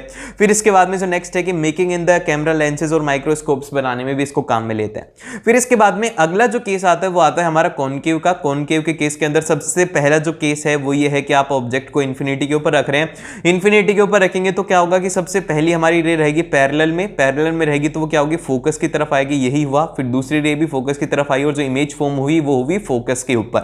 फिर इसी तरीके से अगर हम लोग बोलें कि इसको इन्फिनिटी और ऑप्टिकल सेंटर के बीच में हमने रखा है, तो सबसे पहली जो हमारी रे रहेगी वो रहेगी पैरेलल, और फिर उसके बाद में वो डेविएटेड रह जाएगी लेकिन वो फोकस की तरफ पास होती हुई दिखेगी। और फिर जो दूसरी रे है वो हम निकाल देंगे ऑप्टिकल सेंटर से। तो इस केस के अंदर आप देखेंगे कि दो रेज निकाली, एक रे निकाली पैरेलल में, दूसरी निकाली ऑप्टिकल सेंटर से, और इनसे जो इमेज बनी वो बनी हमारे पास में वर्चुअल इमेज फॉर्म हुई है। और ये कैसी इमेज है, ये उससे स्मॉल साइज की इमेज है। तो इसको हम लोग कहां पे यूज में लेंगे, इसको हम लोग वहां पे यूज में लेंगे जहां पे कि हमें लेजर या फिर कैमरास के अंदर यूज में लिया जाता है, जहां पे कि जैसे कि एक हाँ, और इसको हम लोग कहाँ पे यूज में लेंगे, इसको हम लोग वहां पे यूज में लेंगे जहां पे कि हमें स्पेक्स बनाने या फिर कोई भी लेजर का वर्क या फिर कैमरास में, जैसे कि आप ये मानो कि जहां पे कि आपको रेस को क्या करना है, रेस को आपको एक जगह के ऊपर डाइवर्स करना, आप कहीं पर डाइवर्स करना चाह रहे हो तो उस केस के अंदर आप लोग इसको यूज करते हैं। अब जैसे कि स्पेक्स किन के लिए है, स्पेक्स उनके लिए है जिनकी की दूर की नजर कमजोर है। क्या है, जिनकी दूर की नजर, कि जिनको दूर का नहीं दिख रहा। जैसे कि अभी ये जो मेरे स्पेक्स हैं, अब ये स्पेक्स कैसे हैं, ये है आपके पास में कॉनकेव लेंसेज हैं कि इसमें मेरे को क्या है कि थोड़ा दूर डिस्टेंस के ऊपर नहीं दिखता, मेरे को पास का सब कुछ क्लियर दिखता है लेकिन दूर का नहीं दिख रहा। तो इसके अंदर जो लेंस यूज हुआ है वो हुआ है हमारे पास में कॉनकेव लेंस। फिर इसके बाद में जो नेक्स्ट आता है, यहां पर पॉइंट करके एक बात लिखी हुई है, सबसे ज्यादा जरूरी है ये पॉइंट, ये है नोट करके लिखा हुआ है, ये 2000 रुपए का जो नोट है उससे भी ज्यादा इंपॉर्टेंट है। वो ये है कि focal length of the convex lens, focal length जो है कॉन्वेक्स लेंस की वो होती है पॉजिटिव, और वहीं पर ही जो फोकल लेंथ होती है कॉनकेव लेंस की वो होती है नेगेटिव। ये सबसे ज्यादा इंपॉर्टेंट है, इसमें गलती मत करना कि फोकल लेंथ कॉन्वेक्स लेंस की होगी पॉजिटिव और कॉनकेव जो लेंस है उसकी होगी यहां पे नेगेटिव। फिर इसके बाद में यहां पे आता है, वो आता है लेंस फॉर्मूला। तो लेंस फॉर्मूला बड़ा ही सिंपल है, जैसे कि हमारा मिरर फॉर्मूला था 1/f is equal to 1/v plus 1/u। इसमें क्या होता है कि हम लोग जो साइन है उसको चेंज कर देते हैं, बस साइन को चेंज कर दिया है, यहां पे वो कर दिया है माइनस को, जो प्लस था उसको हमने क्या कर दिया है माइनस में कर दिया। तो यही हो जाएगा 1/v minus 1/u is equal to 1/f। और यहां पर f क्या है, उसकी फोकल लेंथ है, u क्या है, उसका डिस्टेंस है, ऑब्जेक्ट का डिस्टेंस है कि वो कितनी डिस्टेंस पर रखा हुआ है, और v इमेज का डिस्टेंस है कि कितनी इमेज के ऊपर वो फॉर्म हो रही है। सिंपल सा वैल्यू पुट करने और इसको सॉल्व करना है। और फिर इसके बाद में जो नेक्स्ट आता है वो आता है मैग्निफिकेशन। मैग्निफिकेशन सिमिलर ही होता है जैसा कि हमारा उस केस के अंदर होता है जो हमारे मिरर था ना उसमें होता है, बस इसमें जो डिफरेंस है वो ये है कि m is equal to height of image upon में हाइट ऑफ ऑब्जेक्ट रहता है, इज इक्वल टू v/u होता है। ये क्या होता है, ये होता है पॉजिटिव, और वहीं पर जो हमारा मैग्निफिकेशन था मिरर के केस में वो क्या था, वो था नेगेटिव। बस इसके अंदर पॉजिटिव का आपको ध्यान रखना है। और अगर ये जो हमारा m है ये होगा नेगेटिव, तो इस केस के अंदर जो इमेज फॉर्म होगी वो होगी हमारे पास में रियल और इन्वर्टेड। और वहीं पर अगर हमारा m हो जाता है पॉजिटिव तो इस केस के अंदर जो इमेज फॉर्म होती है वो होती है वर्चुअल और इरेक्ट। इस केस में इमेज फॉर्म होती है, जो कि हमें मैग्निफिकेशन में यही से क्वेश्चन आता है और इससे ज्यादा कुछ भी नहीं आता। और फिर इसके बाद में जो नेक्स्ट टॉपिक है वो है हमारा पावर ऑफ अ लेंस। तो देखिए पावर ऑफ लेंस क्या होता है, बेसिकली यहाँ पे जो मेरा चश्मा है इसकी एक पावर है। अब ये जो पावर है ये क्या बताती है, बेसिकली बताती है कि कितनी लाइट रेज को कितना कन्वर्ट्स करेगा। अब देखिए मैं आपको इसको समझाता हूं, इसकी डेफिनेशन से वो ये है कि ability of a lens to convert और diverse the light rays is called the power of lens. की कितनी पावर है कि वो लाइट रेज को कन्वर्ट कर सकता है फिर डाइवर्स कर सकता है। और इसका जो फॉर्मूला है होता है वो होता है हमारे पास में p is equal to 1/f, और यहां पर जो फोकल लेंथ होती है वो होती है इन मीटर्स।